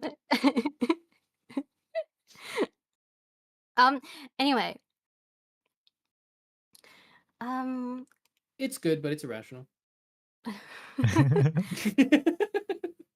I don't know. Like I mean I hear what you say about how you have to like take all this time out of your day to go vote in a county that is like overwhelmingly likely to go a certain way anyway. But to me that doesn't mean that it's irrational. I think for one thing, for the purposes of the question at hand, the statement voting is an irrational act for any individual voter.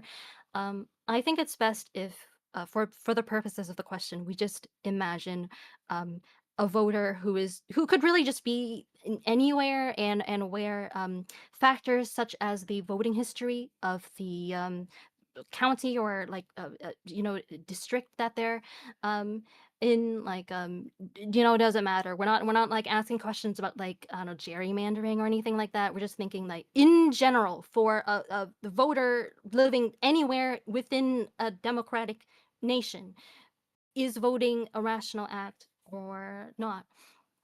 And I think I still persist in um believing that it is rational, because while it is true that you could take your that I don't know however long it takes for you to vote. I mean, I know it can vary a lot depending on where you live. I've heard that it can be um, pretty ridiculous. Voting times can be pretty ridiculous in the United States, but also, from what I know of the United States, that seems to be more like again a consequence of things like kind of like corruption rather than democracy itself. Where I live, voting takes it can take like 10 minutes, really, like 5 or 10 minutes. If you exclude the time that it takes to like physically get to like the voting like place. Um, and and consider and like even if it took, let's say, 4 hours or so, and let alone if it only took 5 or 10 minutes, that still seems to me like one of like the most well spent 4-hour chunks you could just possibly invest in your life, or and especially like just within like a 4-year cycle. Like can we really think of many other times in our lives when we can spend a few hours on something and it actually makes as much of a difference to our future as you know voting for the future leader of our country? I think it's hard to think of examples, though. So Charis and Axaeon and those of you at home, feel free to bring up any if any come to mind. But I just think that when it comes to a lot of other important things to in life, things like learning a new skill, or investing in an important relationship, those are things that take much longer than just a few hours, um, in order to really like bear any fruit, and in order to get any results. And yet those things are still rational to do, despite it like not being guaranteed that, for example, just because you spend time with someone that you know they're going to become your friend or something like that. And um and and yet through voting we have this, in some ways, really really special kind of fixture in our lives that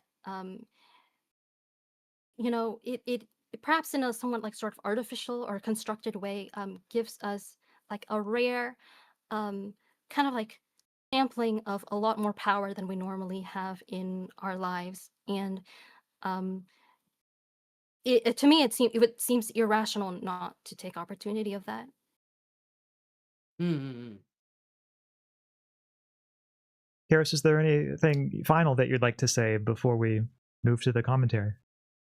Absolutely, but I'm not sure if I want to, because I just like a new point just dawned on me. No, but perhaps I think I'll maybe laser my focus on a specific part of the wording of the statement even further. Allow me to read it again. Where is it? Sorry, give me a second. Voting is an irrational act for any individual voter. I think my point of emphasis now is going to steer a little bit away from irrational, or maybe it's going to shine the spotlight on both the word irrational and the word individual.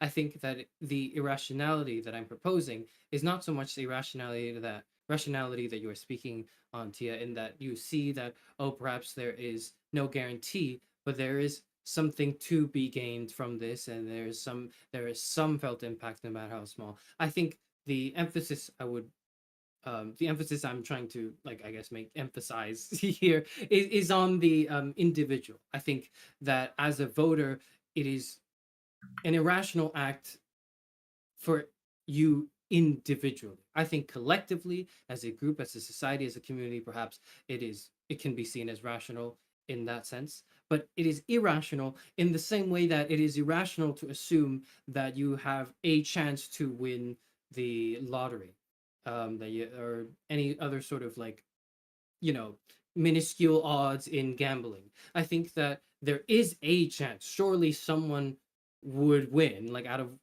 5 million tickets or whatever. But to think that you have a chance, I would say, is, although perhaps mathematically correct, irrational. It's irrational to think that you have a chance to win and act like you have a chance to win the lottery every time you buy a ticket. In the same way, individually conceiving of your vote in one of several, 100,000 million even, is not a rational act. Or rather, it is not rational to believe that your vote matters on an individual scale. It is only rational when you account for the collective, the community of voters they vote with you. And that's why it's important not only to go into the voting polls and just, like, slam your vote in, but it's also to talk about it, to raise awareness of it, to bring discussion, etc., to get everyone involved. That's what makes it rational. To do so individually is an irrational act. I guess that's what I would like to conclude with. I guess my question to that would be, is there really a meaningful distinction between the two, between the individual and the collective in this case? Because what I think of is Kant's categorical imperative, and how um, basically, whatever we do or like not do, it should be reflective of what we think everyone else should be doing. And so we vote with the understanding that others will also vote. Sorry, it's also hot in my room, so if Karis gets to use the excuse, right, and so do I. Um, I'm like, sorry, this has been going on a while, and I'm slowly losing my ability to articulate things. But and we've been talking about this for a while, so maybe we should, like, I don't know, move on. I think that would be a good idea. Let's have some commentary, some analysis from yours truly. God. So I wanted to say, wait, why is that an oh god? No, Because Axe is I gonna mean, talk about how good I was and how I'm gonna win. Well, shut up, that's doofus. okay. That is true. I am going to talk about how good you were, Karis, but I'm also going to talk about how good you were, Tia. Compliments around for everyone. So, yeah, starting off here with some of the good things. I think both of you did a very nice job making your cases rhetorically strong. Tia, with your opening statement, focusing on how democracy is the fairest voting system humanity has come up with yet. It felt very passionate and very much you in that sense, very authentic to your nature as justice incarnate. And I thought that was quite nice. And then Karis, in your statement too, I thought the way you started with a concession about how, like, yes, democracy does disseminate power and self-governance, that to me seemed like just a really strong starting point, a good fair concession to make. But then the way you transition to how politicians, there's a problem with political corruption, and it seems, at least in the perception of many, that democracy is of questionable value when it comes to solving it. I think that was a nice rhetorically powerful point to touch on, because it does tap into something that many people are feeling. And I also just liked the way that you both engaged with each other's points. It's like the other topics on the list can be a bit of a hot button issue, but very civil, very nice, and I thought some fair points made. I'm just going to maybe raise very briefly a few thoughts, a few questions about some of the points that came up, and I'll start with you, Charis, in your opening statement, because I think there was this idea that you came back to a few times, not just in the opening statement, but later also, saying that it would be a good idea to vote, but not necessarily rational. At least that's what I have in my notes, and you can tell me if I'm getting your view wrong. No, that's largely what I said, yeah. Okay. So I guess I'm curious to ask a little bit more about that, because here's just the objection that I'm imagining on behalf of just a random listener who might hear this and think, well, if it's a good idea to vote, doesn't that just mean that like the balance of reasons is in favor of voting? But if the balance of reasons is in favor of voting, how would it not be rational to vote? Isn't rationality just responding to the balance of reasons? Isn't that what the core of rationality is that when we're being rational, we take account of the reasons that we have, and then we act accordingly? Not that that's necessarily the only way one could view rationality, but it does seem like arguably the main way of thinking of it. So I was just curious if you could say a little more about this distinction between it being like a good idea and like not necessarily being rational. I think, yeah, that's a good question, because I think, and I didn't really I thought about getting into it a bit more, but I thought like Tia and I's discussion wasn't really going that direction, so I didn't want to open another can of worms. But what I wanted to bring up was not everyone exists in a political context where voting is safe, where voting is safe and encouraged and good overall. Some people live in contexts where a voting or the act of voting can be the balance of reasons can swing the other way, in that you could be targeted, you could be harassed, you could be attacked even for even going to a voting station, a polling station, or whatever. And this is unfortunately not an uncommon occurrence. I think if you exist in a safe environment where that is the law, and the law protects people's ability to vote and to let their voices be heard, that is wonderful. But I also want to say that not everyone lives in that context, and in that sense, the balance of reasons would swing the other way. I think the balance of reasons would dictate that it is irrational to risk your neck for something that you realize you have no hope of swaying anyways, the results of which are not going to be impacted by anything you do, etc., etc. The kind of the classic doomer speak. But I will say that nonetheless, one ought to do it. It is an act of political bravery in that regard. Okay, yeah, an act of political bravery, perhaps. I could see how there would be some virtue in it. Nevertheless, it just seems to me like in a context like that, where if one's life really is put on the line, would we really want to say it's a good idea to vote? I would want to say, no, it's a bad idea to vote. It's a morally good idea, but it's maybe not a... Okay, perhaps. I guess this does get into broader questions of whether prudence is a part of morality.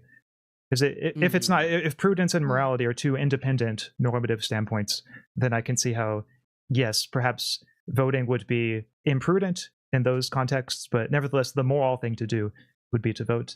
If prudence is part of morality, then it seems to maybe the judgment would lean the other way. But of course, that's a much broader debate. But thank you. That does help clarify your view for me, Charis. Tia, I think the main... I just want to add that... Yeah, go ahead, Charis.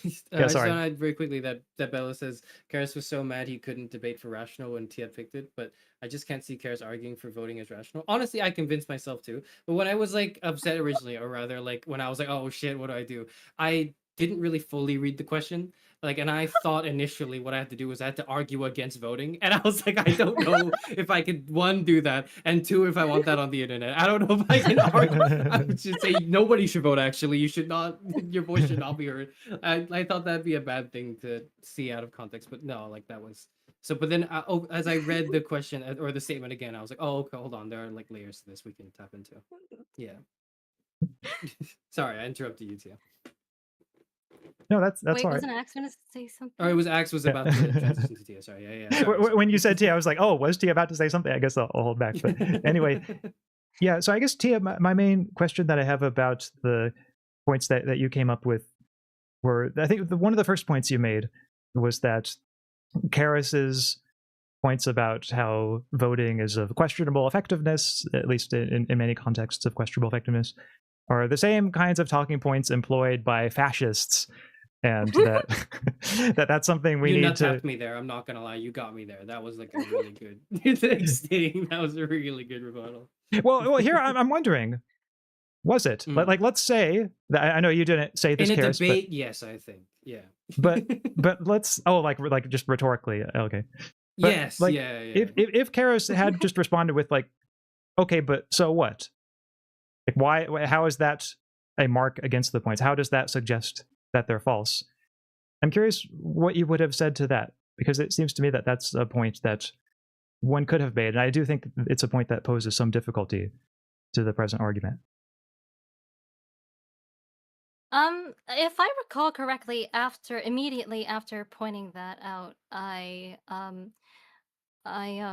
what's the word I'm looking for? I went on to explain why, like, my sort of more like logically rigorous rebuttal to the point, rather than just stopping it at it's used by fascists, therefore it's like bad.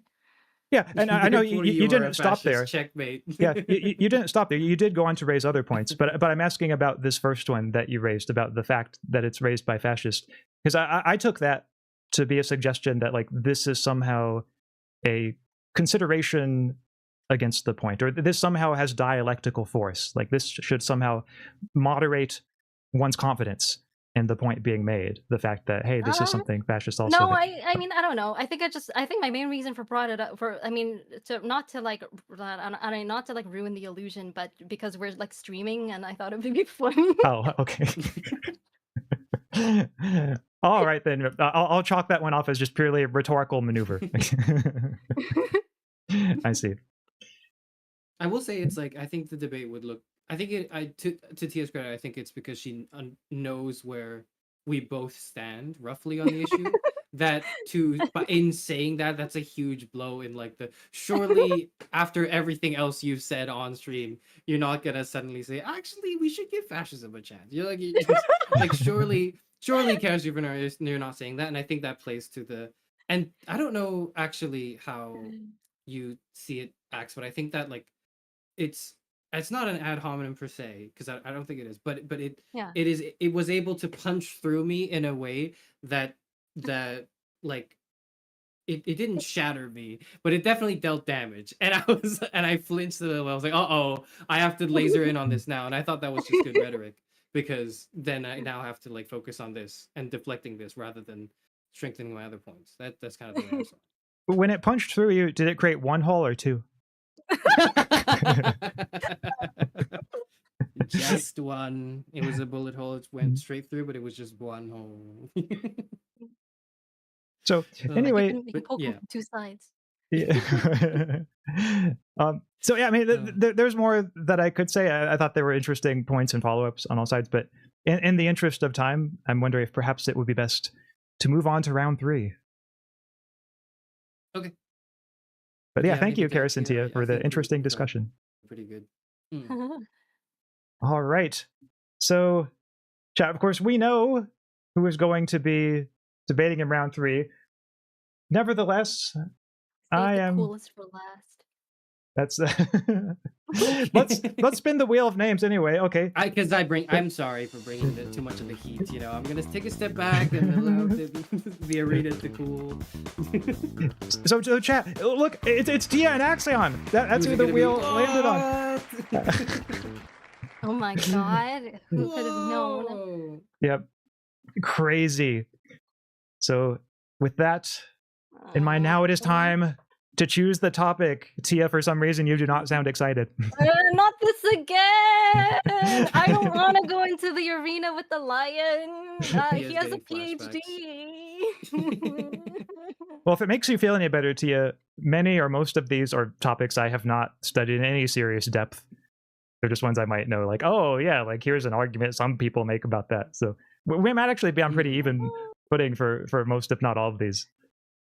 Maybe. Okay, I have to get this off my chest. I think I said this once in VC, but it was off stream in a VC in the library of Alexandria, not on stream. But we were talking about sort of like intra philosophy dynamics, and I was talking about how I like when like Axe and I like normally are like just really cool with each other, but then like when we enter a debate and like the dynamics change, and instead like every time I debate Axe, I feel like I'm Edelgard and he's Dimitri for anyone who has played Fire Emblem Three Houses. So I'm literally like I see like the battle of the eagle and the lion like right in front of me right now. Oh, nice. I have not played Fire and Emblem, but that does make it sound very badass. So I'm happy One day to. we're gonna make you play it, Axe. We're gonna one day. One day, I would not be surprised if that does happen. But let us move on to the topic selection. Topic selection for the final time. Let's see, what is it going to be? I'll move my head so y'all can see the little topic Please picker. Be a funny one. Please be a I funny have to be one. brave. I have to I cut like a pact for the taxation in future. step one. And wouldn't you know it, it is the aesthetic value of a piece of art is wholly independent of how good that What? person Wow, is. I was afraid it might do that. Don't worry, chat. That's not a real spin. We're not going to count that. Does it not remove it from the spinner? Because it removes the other one. I think that there is an option to remove, but I think it's only if you're on the site itself, whereas I'm doing this particular one through OBS. And the OBS so the other one functionality. you were doing on the site. That's right. So let's spin it again, chat. Here we go. Spin number 2.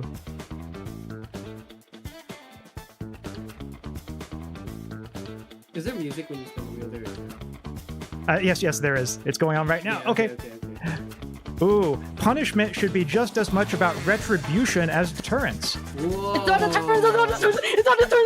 God, it's not a turn. Wait, Tia, you're gonna have to slow down. I can't even understand what you're saying. It's about You can claim it, Tia. I just It's couldn't not hear about you. retribution. Oh, okay. Okay, it's not about retribution. So So I'm you are going against to retribution. put that Is in the that chat. for or against the statement? Sorry. Punishment. You all can check me on this if I'm wrong, but I'm going to type in the chat. Punishment should be just as much. This is much about retribution. So About you're going against the statement. Yeah.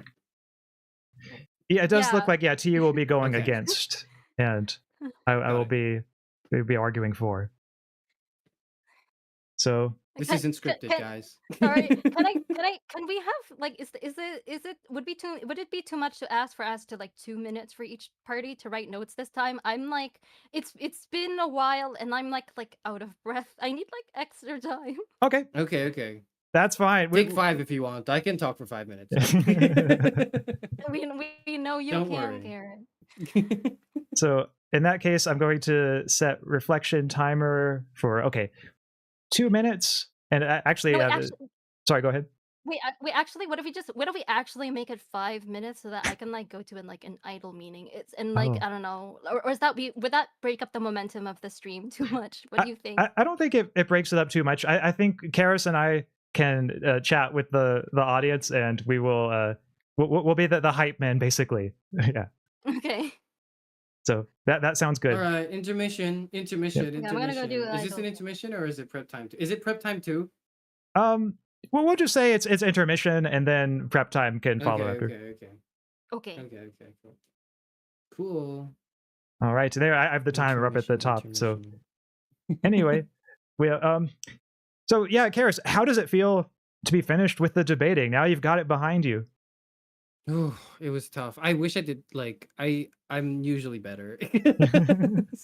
Unfortunately, I think we've been hyping up the debate stream for a while, especially because of my aversion towards it. But I think but I've also talked a big game, and I consistently do talk a big game about it.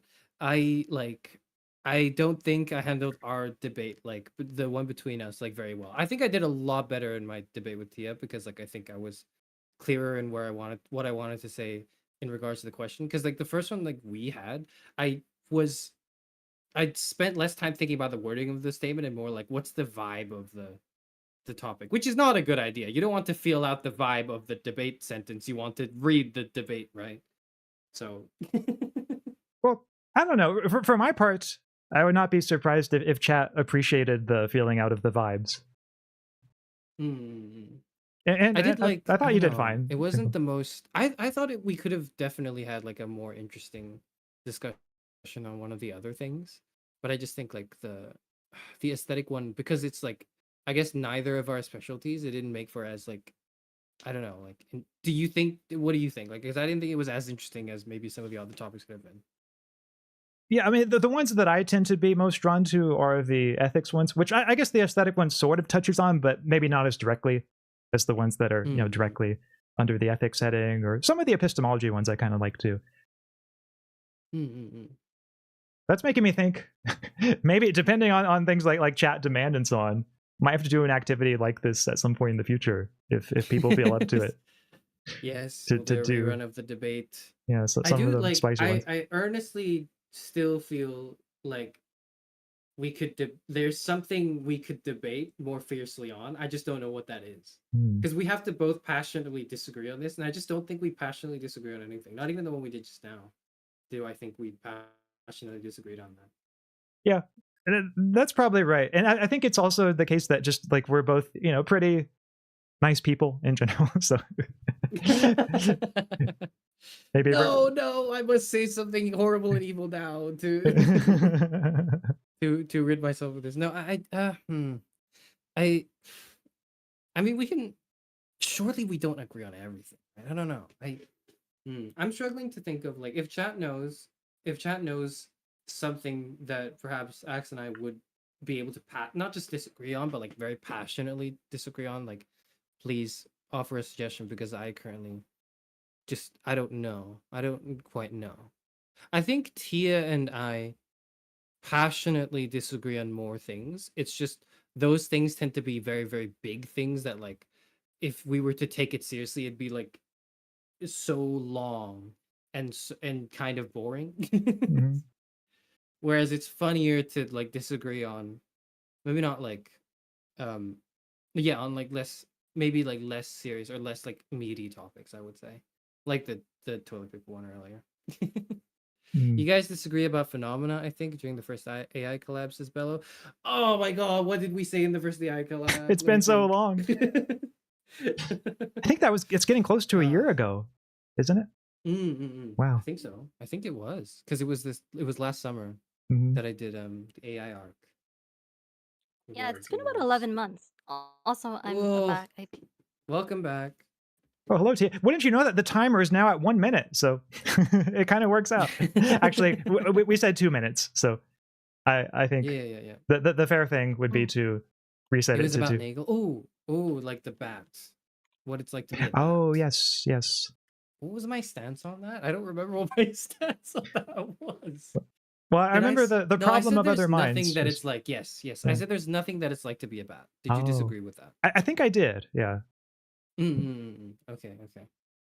Okay, we've got something cooking there. Yeah, I might have to come back to that in a future stream.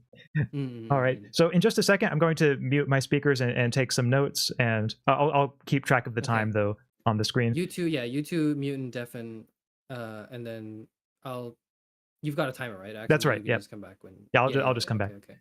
All right, cool. Here we go. I'll talk to chat. Oh, no, I'm stuck with chat. Oh, man. I can't antagonize you guys. Hang on. This is not my stream. This is like Axaeon stream, so I have to be nice.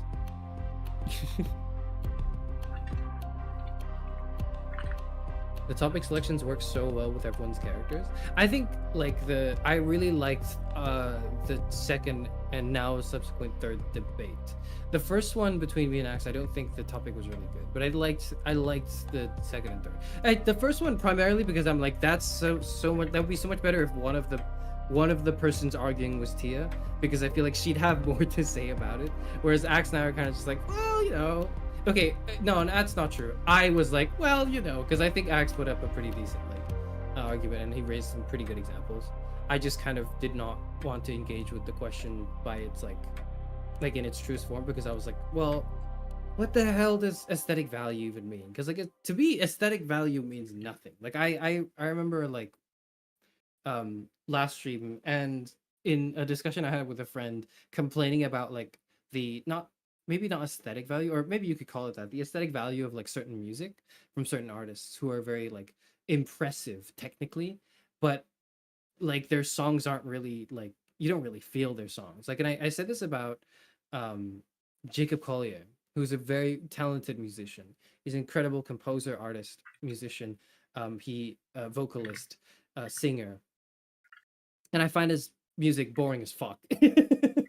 Beyond like the technique, like it's so cool in the way that like an Unreal Engine 5 demo is cool, but you wouldn't like play an Unreal Engine 5 demo and be like, wow, that was a masterpiece of a game, because look at how the puddle has reflected the silhouette of the whatever. Like I don't care how the graphics are. I want to play the game and feel something in my soul. That's like the way I see art. And so like this, like any discussion or debate on like aesthetic values of something, of art, to me, I'm like, that makes no damn sense. This isn't even a real thing. Like, what is the point? Sorry, I think I've been told that we're time now. Yes. Hello, welcome back, debaters. Are you ready to present your arguments?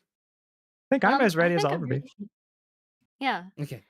All right. So with that in mind, Tia, you can just, once you, in fact, hold on, before you start, I'm going to make sure the opening statement timer is properly reset to 3. Okay, it looks like it is reset. So whenever you're ready, Tia, feel free to take it away.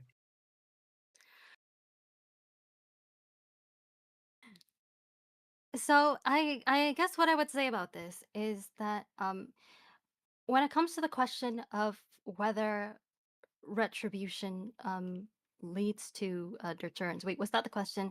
It was about punishment should be about as much about retribution as deterrence. The thing is, there isn't really any empirical evidence supporting this, for one thing, because what decades of research has actually shown, to my knowledge, is that there is there's very little, if any, correlation between harsher punishments and reduced recidivism within the criminal justice system. And I think that's something that we have to consider when we are forming sort of like a normative stance on how we should administer justice within our society.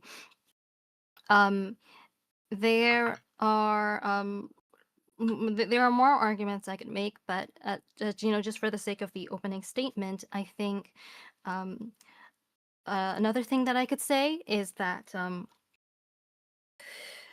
I think that the ultimate goal of perhaps in some ways that the question is worded strangely, because I think that justice should not be about punishment at all. I think that the way that the question is worded sort of it sort of like assumes out of the gate that punishment is a necessary thing, and then that this thing should involve uh retribution as a form of deterrence. But I think if I may, I would like to expand my argument to say that punishment and retribution are kind of the same thing, unless someone wants to argue as to why they are indeed distinct things, and that really justice should not be about punishment or retribution. Okay, so Tia, you still have 45 seconds if you'd like to use them. I'm good. Okay. Well, in that event, we'll go ahead and end the time there. So thank you, Tia. Thank you for that very much. I'm going to go ahead and reset the opening statement timer, and then I shall make my opening statement. So here we go. 3, 2, 1. Right. So my position is that punishment should be just as much about retribution as deterrence. Now, a quick concession or clarification at the start is that this is not to suggest that deterrence doesn't matter. In fact, the position is that deterrence does matter. It's just that retribution is also an important rationale for punishment. And to help show why I believe that's the case, I think we should just imagine ourselves in the position. Imagine yourself in the position of someone whose loved one has just been murdered by someone else. And suppose that instead of being held to account, the person gets off scot-free. Like maybe they get, teleported to another planet where like things are happy and they never have to face any punishment for it. Now, you might say, of course, in a case like that, there wouldn't be deterrence, so the thought experiment might not be relevant, but we can just imagine it's a case where deterrence is not relevant in the first place. Like maybe you're the last person left on the planet where you are, so there's no one whom the punishment would deter if they were punished. Nevertheless, we can say, wouldn't it seem unjust to you for that person to get off without facing any punishment? Wouldn't it seem that justice has not been done? I think it would be very natural to feel a certain indignation about that state of affairs. And that very indignation, I submit, is itself a clue that something is wrong, that the rationale of retribution has not been fulfilled. It's the same indignation that we would feel when we see someone being wronged and we think that's wrong. And the indignation is the form that realization takes. I think that is a clue that indignation can be a very important, very accurate way of sensing when something wrong has taken place. And so I don't think we should trust that indignation any less in the case of retribution than we do when we in other contexts more generally. Also, even just the feeling of guilt, like when you do something wrong and later you feel bad about it, or you might feel deserving of punishment. To me, that is a clue that retribution has some value independent of deterrence. Just the very fact that you have done wrong makes you deserving of punishment in some way. Now, of course, there are some objections that one could raise to this position. So one that Tia just brought up is that there is no correlation between harsher punishments and reduced recidivism. And I think that is a point I'm happy to concede, is that harsher punishments do not necessarily have greater deterrence. But it seems to me that is independent of the issue at hand, because those who are in favor of retribution as a rationale for punishment are not committed to the view that the retribution enhances deterrence. It's just that the retribution is something valuable for its own sake. And so I think that they could concede that point that you've made there. There are some other points that I could make, but as I'm running out of time, I will leave it right there. Looking forward to hearing what you have to say in response, Tia.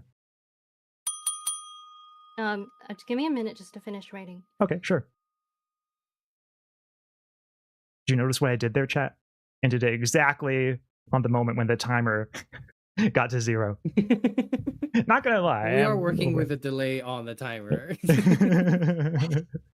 Yeah, Axe, not fair. Oh, yes. This was my plan all along, to have this unfair advantage. Oh, no, maybe that means I deserve because retribution. You really needed it. Yeah. Uh-oh. What a show off. Justice is coming. Maybe he should get punished for this. Ooh, no. I'm going to have to face justice just like Charis did. It's going to be so intense.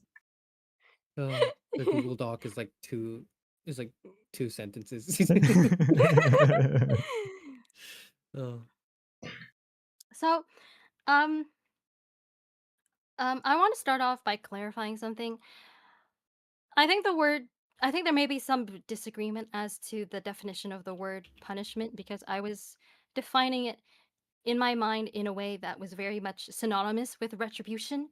And in my defense, once again, it's very hot in my room, and apparently that is a valid excuse within the confines of the stream. I brought it up once. Sorry, anyways, go on. And I want to take a moment to clarify that I think. Sorry, I'm like genuinely. It's hot, and I'm also hungry. It is like past my normal dinner time, and I'm like running on fumes. I want to eat really bad. Oh no. Anyway, I'm Hangry gonna Tia. try We'll wrap to it up quickly. I'm gonna try to hang on and do my best for now. What I'm trying to say is that I think we need to take a moment to make sure we're clear on what we mean when we use the word punishment, because I think that for me, it sort of means something that is more similar to retribution than non-retribution. For instance, if we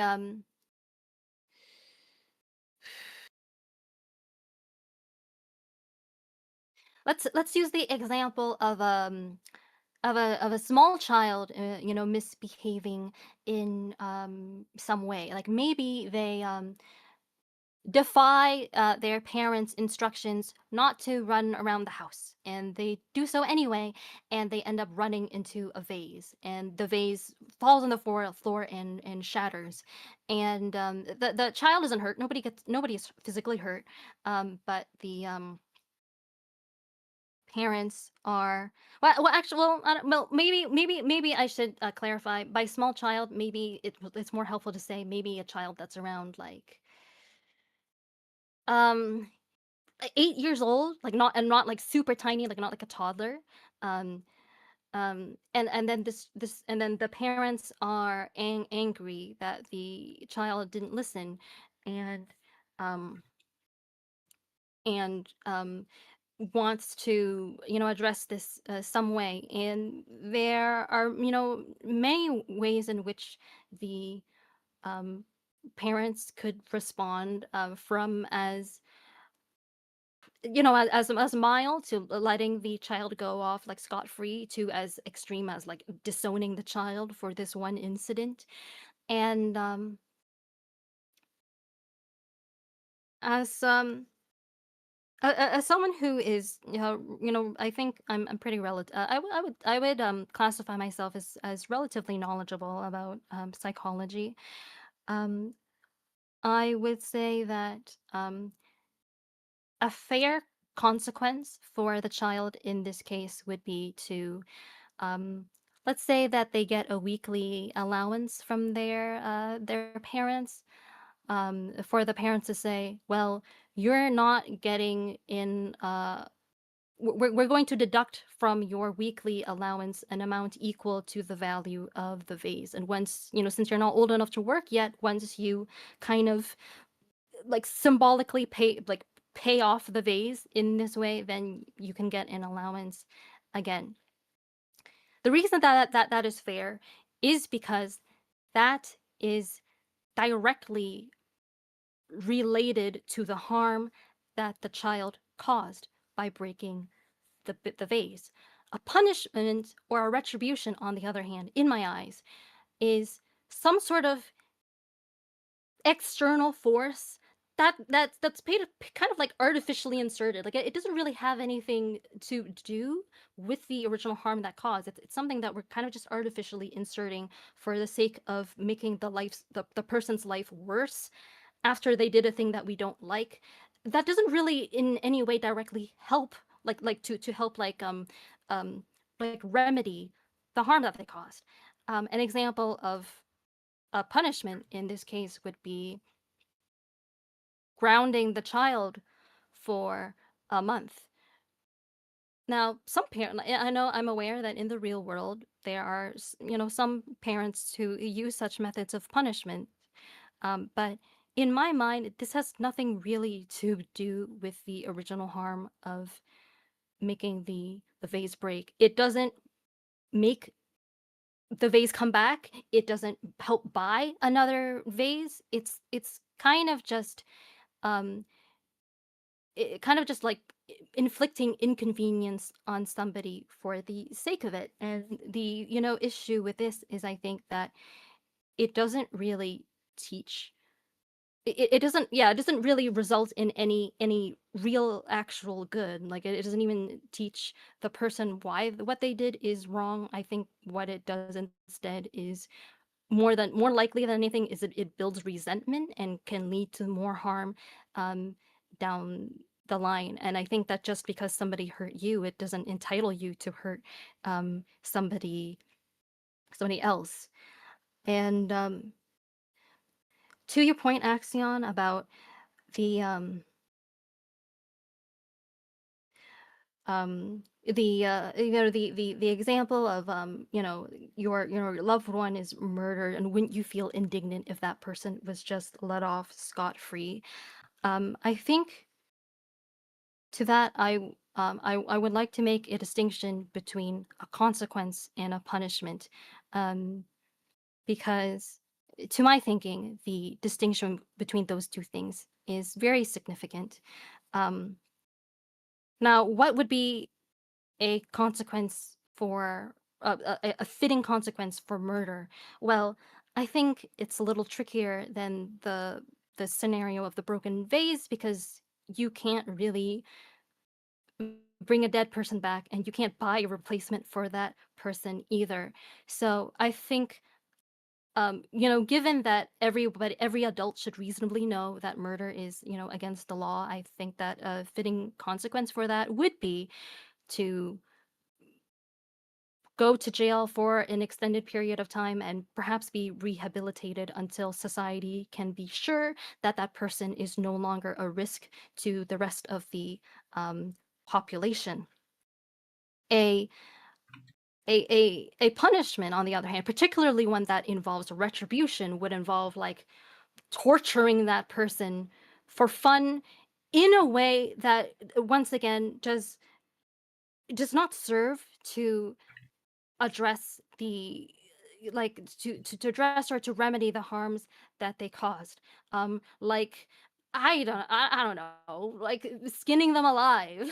Like that does nothing to restore the life of the person that they killed. It does not lead to any real moral good that I can perceive. And um you know I think what I believe is that even, criminals and people who do bad things still have rights, and they should not be punished beyond like a certain means. If that makes any sense. Like, um I guess because when we accept that when we accept that that you know we live in a society where the way we treat criminals is like retributive, then that also means we have to accept that, some of the times it means innocent people will be tortured and treated very harshly, because people do get like wrongly convicted. That unfortunately happens. And um it also means that we have to turn a certain number of people into perpetrators of harm through making them be the one to administer um, retribution, because that retribution isn't going to happen by itself. There has to be another human behind that. And so the I think the downsides of having a retributive system far outweigh any potential upsides. The only upside that I think that one could argue for is the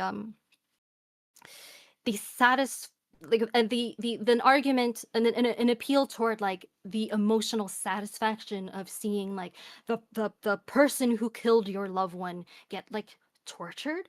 But I think that that's like a dangerous path to go on. I don't think we should encourage and normalize such spiteful and bloodthirsty attitudes in society, because once again, that does nothing to restore the life of your dead loved one. And you know the person on the other end still might have rights. They might have a reason for what they did. It might be the wrong person, and it's just not worth it. And I think this is a standard that I would like apply to myself as well. I mean, I think something you said, Axion, was, when we do something bad, aren't we deserving of punishment? And I honestly think, like, I don't think so. And this is also something I would apply to people, to other people, even people I don't like.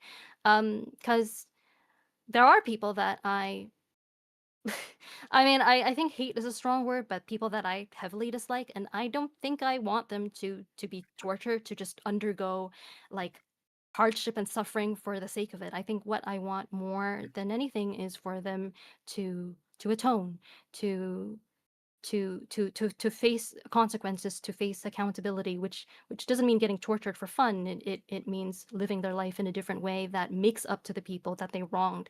And I also seek the same opportunities whenever I feel that I have done wrong by people and hurt them. I don't think I want them. I don't think I want to be punished. Like if I hurt you, Axaeon, in some way, I don't think I want you to be like, now you have to do 40 push-ups, and I know you hate push-ups, like, and or something like that. I think I would want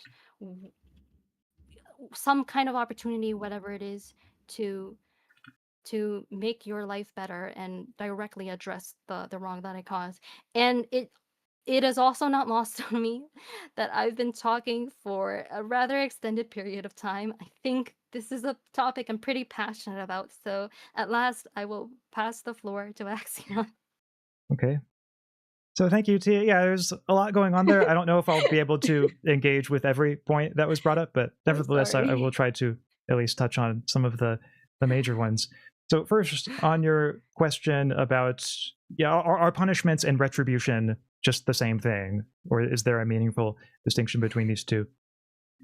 I believe that the standard way of using the words in this context is that punishment is essentially any negative consequence or any harm a person faces as a result of the crime that they've done or the bad thing that they've done. Whereas retribution would be more about the rationale for a punishment.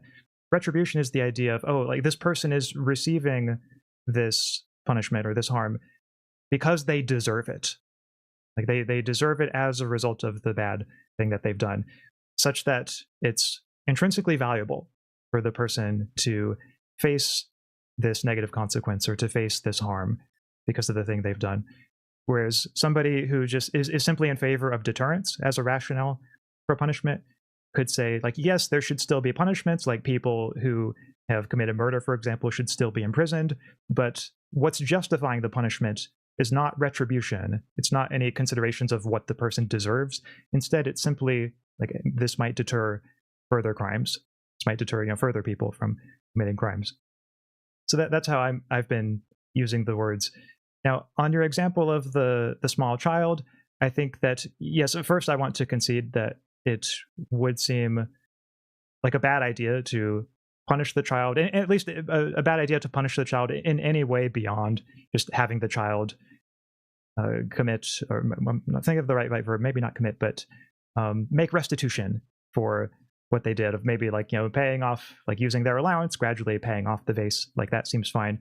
I think that in large part, the reason why any punishment beyond that doesn't seem appropriate in this case is that there's no malice, there's no evil present. It was just simply an accident by, a very young kid. Whereas the cases where harsher punishments seem justified, and intuitively where many people at least will say that they seem justified by considerations of retribution, will be cases in which there was evil present or there was malice present. Again, I think the example of murdering someone is probably the clearest example here. Now, in your case, you also asked, like about that example of if a loved one is murdered, like what would be a fitting consequence for murder, since we can't bring a dead person back, we can't make restitution for that, they were irreplaceable, and so on. And you mentioned that you felt that going to jail is a fitting consequence, but simply to make sure that the rest of society can be sure that this person is not threatening them, and so perhaps they should be in jail just to at least until we can be sure that they're not a risk to other people. And so I would say in that case, I mean, we might simply have different intuitions about the case, but I believe that qualification about it is accounted for in the way that I described the case originally, where like after committing the crime, the person gets like teleported to a different planet, and like we'll just suppose that they're happy that like they don't face any harms as a result of what they've done. And so like the rest of society around us, if there is any, I think in my original example it was like you're the last person on Earth, but like even if there is society around you, like they don't have to worry about this person anymore. Nevertheless, the thought is that at least many people will have the intuition that something has gone awry, that justice has not truly been done. Like if the person doesn't even feel guilty, I think that's also key, because feeling guilty, feeling that sense of weight of what one has done, arguably is a harm. There's certainly a lot of unpleasantness in the feeling. Certainly it makes one feel much worse off when one is feeling guilt. If there's not even that minimal punishment, if you will, of feeling guilt, then I think many would have the intuition that it seems like justice hasn't really been done. There's a little more I could say, but I think just in the interest of respecting time, I'll probably leave it there. But yeah, feel free to follow up on any of that if you'd like. Yeah, well, I guess something I could say is that, well, first of all, thank you very much for clarifying when it comes to the definitions of punishment and retribution, particularly the point about how retribution is about whether people deserve some kind of like negative consequence as after what they did, like, you know, whether it is intrinsically valuable for them to undergo that. And since you're bringing up the point about how, like, would we not feel that justice has not been served, I just want to say that um I recognize um we do live in a society where many people out there still uphold um um kind of like retributivist view about justice, about criminal justice. But I um of course, just because a view is common, that doesn't mean that it's just. And I think that this is an area where we as a society can evolve and improve. um when it comes to your case about the person who gets kind of like teleported off to like what I think is a remote planet rather than going to jail, and which is admittedly a part of your opening statement that I think I missed, so I apologize for that. I think that I mean, obviously, I mean, this could depend on the person, but to me, it just seems like, it seems that's a worse consequence than just going to jail. Um, Presuming that this planet is truly remote, there are no other sort of like sapient beings there, and that there is also, this is like a permanent transition, so there is no hope for the punished person to ever return to Earth. I think to me that seems like a much steeper punishment than going to jail on Earth, and perhaps not even for your whole life. Although, of course, different people may have different intuitions about that. Um, I honestly, I just really don't know that it's morally necessary or important to subject people to guilt. Because for one thing, guilt is an extremely toxic emotion. I think particularly when it is imposed from the outside, when you have people guilting you, I think that it is actually so damaging to our health that um, I I'm inclined to argue that it is actually immoral to to like consciously impose guilt on other people. I think there's an argument to be made about that if you um are kind of like conscious of this sort of thing. And as well, there is, even if even if we say that there is, value in, people who have done wrong feeling guilt, like if that guilt would like motivate is what motivates them to turn over a new leaf, for example, and to atone. um a point that I want to raise is that there's little to no guarantee that guilt imposed from the outside actually would reliably lead to the results that we're looking for. Basically, what I'm saying is that I think the kind of guilt that actually motivates people to change is not the kind that is imposed externally by harsh retribution. Like waterboarding somebody, I think, is unlikely to make them feel guilty for what they did if they didn't feel it in the first place. I think that kind of thing has to come from within. It has to come from other sources. And when you impose retribution in that way, I think, as I said earlier, more often than not, really all it accomplishes is breeding resentment. I think it it may just turn away the person from humanity in the future. I think it's likelier to do that than anything. And so like I think what my life experiences at least have showed me is that there are a lot of people out there who do bad things and don't feel a shred of guilt for what they did. It may or may not be actually be something I'm going through right now, which is why I couldn't sleep last night.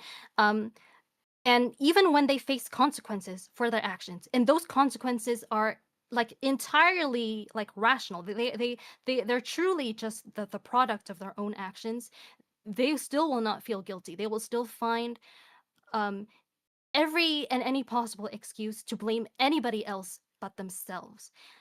On the flip side, there are people who are like largely innocent, who are relatively innocent, but who nevertheless have been victims of um, psychologically abusive tactics such as gaslighting and guilt tripping that makes them suffer from guilt when they are, I guess, like, like blameless, essentially speaking. And so in real life, there's not really that much of a correlation between like um, consequences and retribution and level of guilt, is what I would argue. Although, of course, it's possible that my experiences may be idiosyncratic and misleading. Okay. Well, thank you for that. There's a lot there that I think we could talk about further, Tia, but in the interest of time, I'm happy to let that be the last word. Charis, would you like to offer any thoughts or commentary? Indeed. I'm gonna jump in now. It's like the third. It's like an epic rap battles of history video, and then like, it's two people, and then the third one like joins in randomly. That's Oh, me right yeah. now. I'm the special guest. Anyways, Has to make I that didn't take many reference. notes. I didn't take many notes. I'm going to be brief. I think just in general from your opening statements and your responses.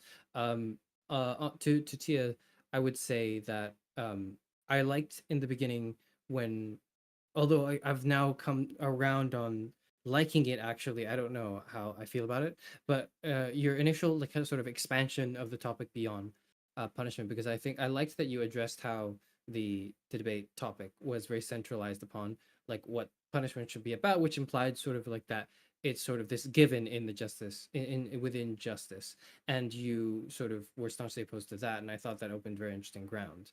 And you also, I think, like, maybe it's just because we're aligned on this, but I thought had the sort of easier bit, the easier bit to argue, because it's like, yeah, deterrence is sort of like or at least like to restore and to bring justice is not to punish in that sense. It's more so about make restoring. It's a restorative practice that I think we're both kind of like coming sort of converging towards. So my question to you would be, if I may jump in with my own question too. Restorative, so I guess we're in agreement that restorative justice sort of aims to not punish. So is the claim more so that there's just no point in punishment when we call into question the you know the importance of punishment in the first place?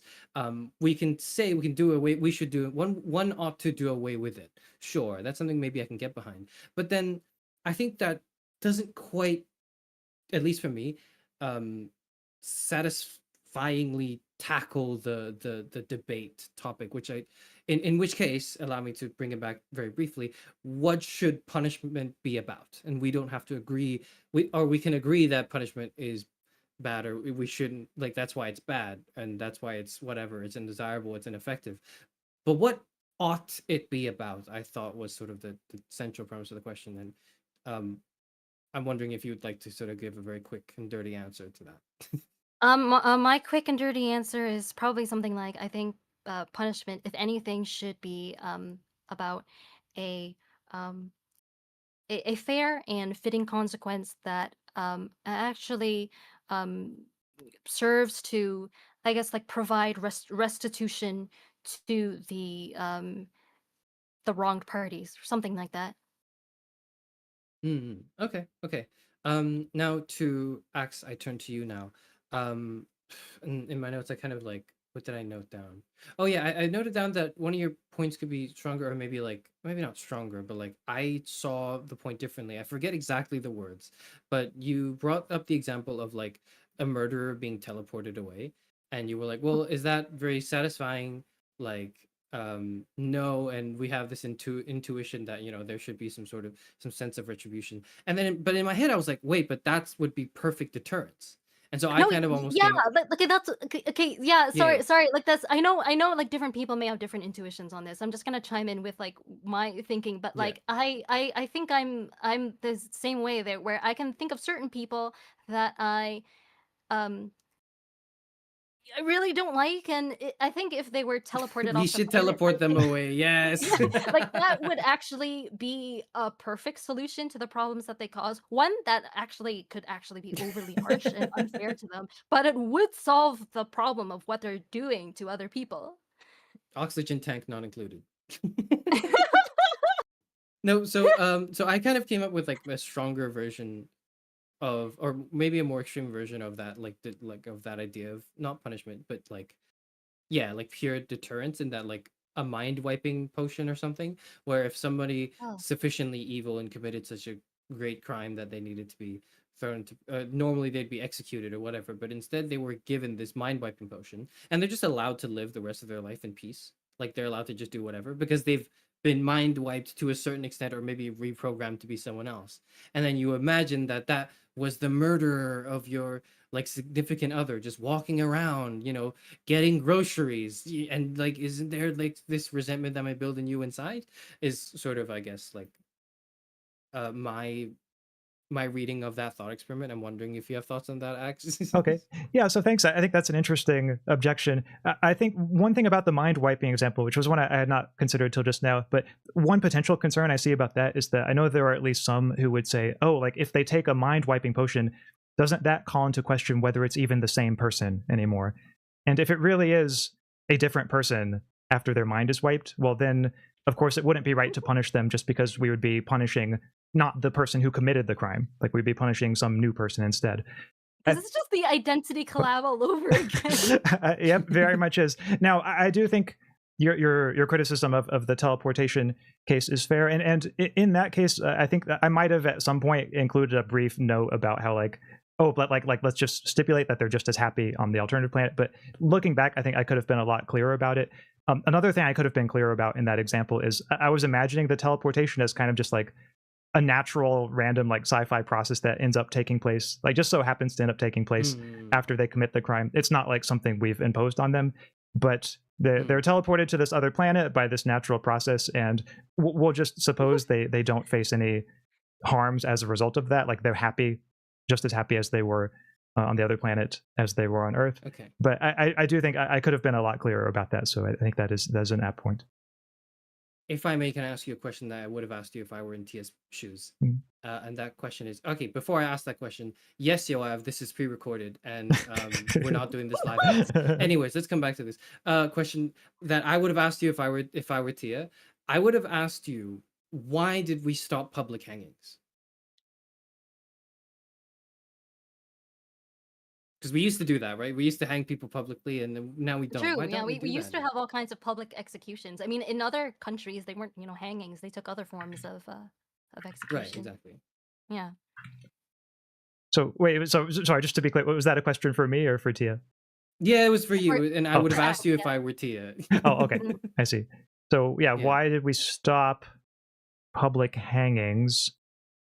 I'm not knowledgeable enough about the history to know like what the rationale that was most popular was, but I suppose one could say that perhaps the feeling is like, hey, might this induce a certain barbarism in the people in general if they see these grisly acts, taking place? Especially like what about the kids? Like I could see people making that kind of argument, or even like if not the kids, just people in general. Shouldn't punishment be given, and not in the spirit of celebrating it publicly, but in the sense of like even on the retributivist side, like even though acknowledging there is a certain goodness in this, it's sort of a grim type of goodness, if you will, if that notion isn't hopelessly paradoxical. But So I only know because I did a quick Google search before I asked you the question, so I get the advantage of that. But like it was stopped because we realized that it wasn't doing its job of deterrence, and the retribution that it came was just was senseless and barbaric, and it didn't actually do a good job of stopping people from committing crimes, and that's why we stopped the public hangings, which maybe not proves, it speaks to this the public consciousness kind of valuing deterrence a lot more than something like retribution, and that is precisely kind of like I would say maybe the blow I would try to make in this particular debate topic, because the statement is that punishment should be just as much about retribution as deterrence, when we see that there's clearly one that's way more important historically. We see the context for this in our ceasing of public executions. Okay. That's probably something I would have said, but I just wanted to jump in as the third epic rap battler. Anyways, I recall mentioning that that empirical evidence shows that there's no correlation between retribution and deterrence. I just didn't use that exact rhetorical sleight of hand. It's no sleight of hand. It was okay. Anyways, let's not dwell on the point. Yes, but overall, yeah, I thought the debate between you guys went quite well. I will say it does feel like we're teetering on the towards the end of a stream. Yep. It's kind of what it feels. I don't know about you guys, but yeah, that's what I'm feeling. I think that is a fantastic suggestion. I just want to do one last follow-up by saying that I think I would probably be delighted if like certain people I have an issue with were just on a remote planet and just didn't have the opportunity to continue harming people. Like even if they were happy on that planet, like how they feel is not important to me. I don't think I have a desire for them to feel guilty or bad. I just want them to stop hurting people. That's the really what matters. I see. Yeah, actually, if I had to pick a position, I think I'm actually closer to agreeing with both of you on this. So it was a bit of a challenge arguing for this one, but a fun challenge. You did well, Ax. Oh, thank you. Sasuga. So, chat, with that in mind, there is one final thing, and we can be very brief about this, but I would be remiss not to mention that we have some awards that we would like to have us all vote on. Vote as stars. That's right. Yep. And just so you know, Charis Axaeon, I'm playing really exciting award ceremony music right now, so I'm sure it's hyping everybody up. But chat, I'm going to create a poll right now, and we'll just do one or two of these. Let's say the first one would be most confident delivery for position they clearly didn't believe. With the results being, of course, me, Charis, and Tia. Our live studio audience right now, if you look under your seats, there's a big iPad with instructions on it. Tap the button right now, just below your seats. We're looking for role debate. I think we should. I believed everything I said, okay? Yeah. To me, that debate feels just as sincere as all the other ones that we had. Well, I categorically can't win this because I never ended up arguing for anything I didn't believe. So I'm happy to see this go to somebody else. I honestly feel like this would go to Axe because I don't think I never argued for anything I didn't earnestly believe. I tried to twist in the event that I felt like I had to, I tried to just focus on the wording of the statement rather than like perhaps the spirit of the question, or what have you. I see. Interesting. Well, so far, Are we allowed to vote, Ax? if you'd like to vote, then yes, feel free. You all are just as much open to this as anyone else. Okay. iPad, I'm listening. You don't get to keep it, okay? You gotta put it back. You do the votes and then you put it back, okay? Okay. Well, it looks like we have. Oh, Tia, you just got a vote. So with 7 votes, Ow. I think that is Okay. a good one. So the winner of that one is me. Yeah, Well patchy, done, patchy, patchy, patchy, patchy. All right. Just so you know, I voted for you too. Next one will be. And I actually don't know if this one has any, but we could say best I regret saying that out loud face. Did anybody have a face like that? Maybe I should skip that one. You can skip that one. Okay. Yeah. Or some of the other. I almost had that moment, and I was like, hold on, I've got the foresight to see that I shouldn't be saying. Don't vote, guys. Voting is bad. I had the foresight to see that, so I didn't have to say it. Oh, here's one. We'll do 1 or 2 more of these. Happiest smile points. Happiest smile. That's right. So just think of Okay. the happiest smile you can. Next to you, Charis. Here we go. Now, is it like, do we do that now, or is it like throughout the course of the debate? I was thinking more like throughout the course of the debate, but if you want to try it now, then go right ahead. We can do like last minute happy smile points. Tia, you're doing a great job right now. I was gonna say, like, Tia is absolutely destroying us, I think. Yep. Well, with 7 votes. Oh, Charis, you just got a vote. Or actually, no, I think they voted for you and then took it away and then gave it back. My vote. Just to spite me? Okay, I see how it is. Just to see the disappointment on your face. So, Tia, it looks like you are the lucky winner of that one. I got it. Let's do one more. They're not even sorry. real. These aren't even real. I want to take a moment to thank everyone who has supported me so far on this journey. Time's up. We gotta play the move on music. They do that, right? In, like, the What's awards the last one? shows. Last bonus star. That's right. Let's say, well, actually, Charis and Tia, since I've chosen the 2 so far, do you have any suggestions from the list? And if you don't have the list, it's okay. I can type it in Discord chat. No. Or I copy paste it. I'm looking at like Interesting. My body seems to have disappeared. Oh, I know what it is. I was typing. Okay. I was typing some. Hold on. Ax, what have you done? Technical difficulties. Axaeon, where is your body? Well, I was typing some things from the list, and then I guess I inadvertently triggered one of my.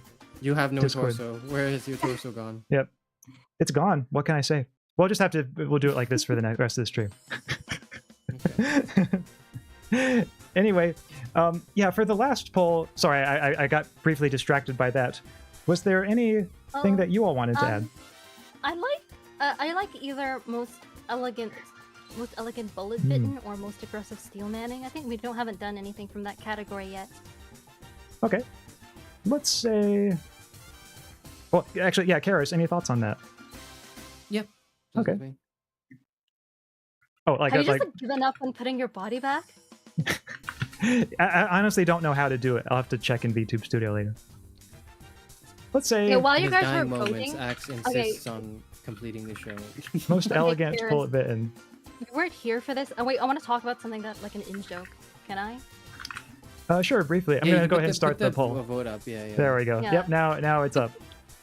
Charis, you weren't here for this, but like a while back, in a study stream that Axe did, he like accidentally like toggled off his body, like just as he has right now, and Mhm. I think like I made the joke that like I don't know, like an invisible blanket, like a cape of invisibility, like fell on him or something. Because we were studying in the Library of Alexandria at the time, and we ultimately concluded that the library of is full of arcane artifacts that have sort of all kinds of unpredictable effects. And you know, maybe you should do a better job of like organizing this stuff since it's your library. What? I didn't get the cloak. That's somebody else's shit. Maybe so, but I just now fixed it. So, luckily. Okay, we're back. Yep. Also, Charis, it looks like you are the winner of this one, the most elegant. Ooh, I had to bite the. This is like a backhanded award. This is like the best way someone's lost. Like, yeah, okay, thanks. I won the award for the most elegant defeat. Like, what are you talking about? I won all just of those. that you got one. Okay, whatever. If we all got one award, it all worked out. Well, thank you everybody for a very fun first episode of Hot Takes. I really enjoyed this, so it was great to debate these issues with you. And before we head out, Charis and Tia, any announcements on your end? Yes, I have a couple of things I'd like to say, but I'll let Charis go first in case he has anything. I'm probably playing Road to Empress 2 on Monday. I saw actually you're playing the first one. That's right, yeah. But I'm so excited to watch you play that, man. I haven't had the time to, but I'm gonna go back on the VODs. I'm so excited. Oh, well, no pressure to. It's been a lot of fun. So, in fact, you were the one who kind of inspired me with your streams of it. So, yes. Yes. But yeah, I'm probably going to also play the Class of 09 game because I like views and attention. There you go. That will also probably happen. That's it. Those are my announcements. So I'm gonna be streaming next week. So those are the things you have to look forward to. I see. No announcements from you, Tia? Well, I said I was gonna say. She's got announcements. Oh, okay. She has announcements. One is actually a follow-up to an announcement we made at the end of the last Vlosophy collab. So, I hinted at an upcoming Vlosophy fan art and fanfic contest for the community to participate in and showcase their passion and their talents. Now, there was ultimately a rather large delay in the official announcement of that of the contest, but it's finally gone up today on my Discord server at least, and hopefully it'll go up in Charis's server as well. Surely he will do the responsible thing and follow suit and put up the rules and everything right after this stream without too much further ado. There is one thing I want to expand on while we are live on stream. One of the prizes for the contest will be a chance to stream with Vlosophy. Now, this is not something that I've been able to go in great detail about even with my own gen mates because there's been like I don't know like hiatuses going on and like not a lot of chances for communication in between us recently to be perfectly honest. But what I was hoping to do for next month's Vlosophy collab was actually for us to play a Gardic phone on stream with members of our community, and we wanted to use the contest as a chance to choose who gets to appear on stream with us, as opposed to just I don't know, just like choosing people, which might look kind of like favorite. It's not a word. I don't know. Anyway, I'm hungry. Okay. Anyway, so hopefully that is something that Charis and Axaeon are on board with that stream idea, and perhaps that will incentivize some of you to participate in the contest, because if you think about it, that gives you an opportunity to come on stream and write certain things about Charis and draw certain things about Charis, and you'll get his live reaction. And X2 and X2. It's not just about bullying me. What?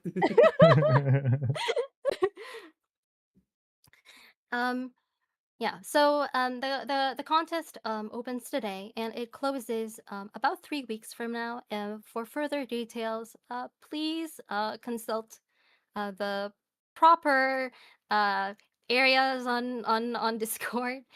You know where to And go. You know who to ask. Just and ping you us. will post the rules on your server right after this, right, Yep. Karis? Yep. And another thing I want to announce, which is actually not about myself, it's on behalf of somebody else. Um, I wanted to point out to everybody that next weekend will be Axaeon's very first anniversary as a VTuber. Now, I have no idea at the moment what he's planning, but I thought that I should bring this to everyone's attention in case you have any gifts or have any special messages that you want to give him for the occasion, to just let everyone know beforehand, give everyone a heads up in case you need time to prepare anything. But that will be happening next weekend, and I, for one, am very excited for that. Oh, well, thank you, Tia. Yay. That's a very nice, very kind announcement. I should probably make a plan for that stream. Yes, but so, this is a good reminder. Yes. 1 year of Axaeon. It's been a year already. Well, speaking of that chat and milestones coming up, I do have one announcement on my end, which is that next week on my channel will be a first for me, my first collab with someone not in Vlosophy. All of my collabs so far have been with Charis or Tia or both. But We're next week, moving on to the big leagues, I see. Hey, wait, what are you trying to Don't say? forget us when you're famous. Is what I'm trying to say. I see. Well, Charis, actually, it's someone you've collabed with many times. Zizaji Oh shit! Altair, Okay, well, the one and only. Damn it! No, my thing doesn't work. Then. Yeah. So Zizaji and I will be talking about space ethics. That's right, ethics in space, ethical issues raised by space exploration, and that will be next Wednesday at, I know it's 1 p.m. Central Time. I don't know exactly how that converts to her time, but it'll be her standard streaming time, I'm pretty sure. And the stream of that is already up on my channel if you want to go check out the room for that. But anyway, yeah, that will be this coming week. So looking forward to sharing that with all of you. But with all of that, I suppose that's it for announcements. So if there's nothing else that you have, Charis and Tia, we can go ahead and say goodbye to the viewers. Thank you, everybody, for stopping by. It was really good to see your comments. I see people in the chat saying that they enjoyed this, so that delights me to hear. So thank you all so much, and we look forward to seeing you again very soon. Thank you so much, everyone. We appreciate you. It's kind of been a rough and awkward summer for Vlosophy, but it really is nice to get a chance to unwind with you guys, and seeing you here just really enhances the experience for us. It's truly nice to have these talks amongst ourselves and to have you guys react. So even if we can't read or address every comment, we do well, read them out loud. I mean, we do read them in our heads, and we're very grateful. Very grateful indeed. All right. Well, thanks so much, everybody. We'll see you all next time. Bye. Just want to say, everyone who voted against me is irrational, and you will have a hole put through them. Goodbye. No, Charis. Bye, everybody.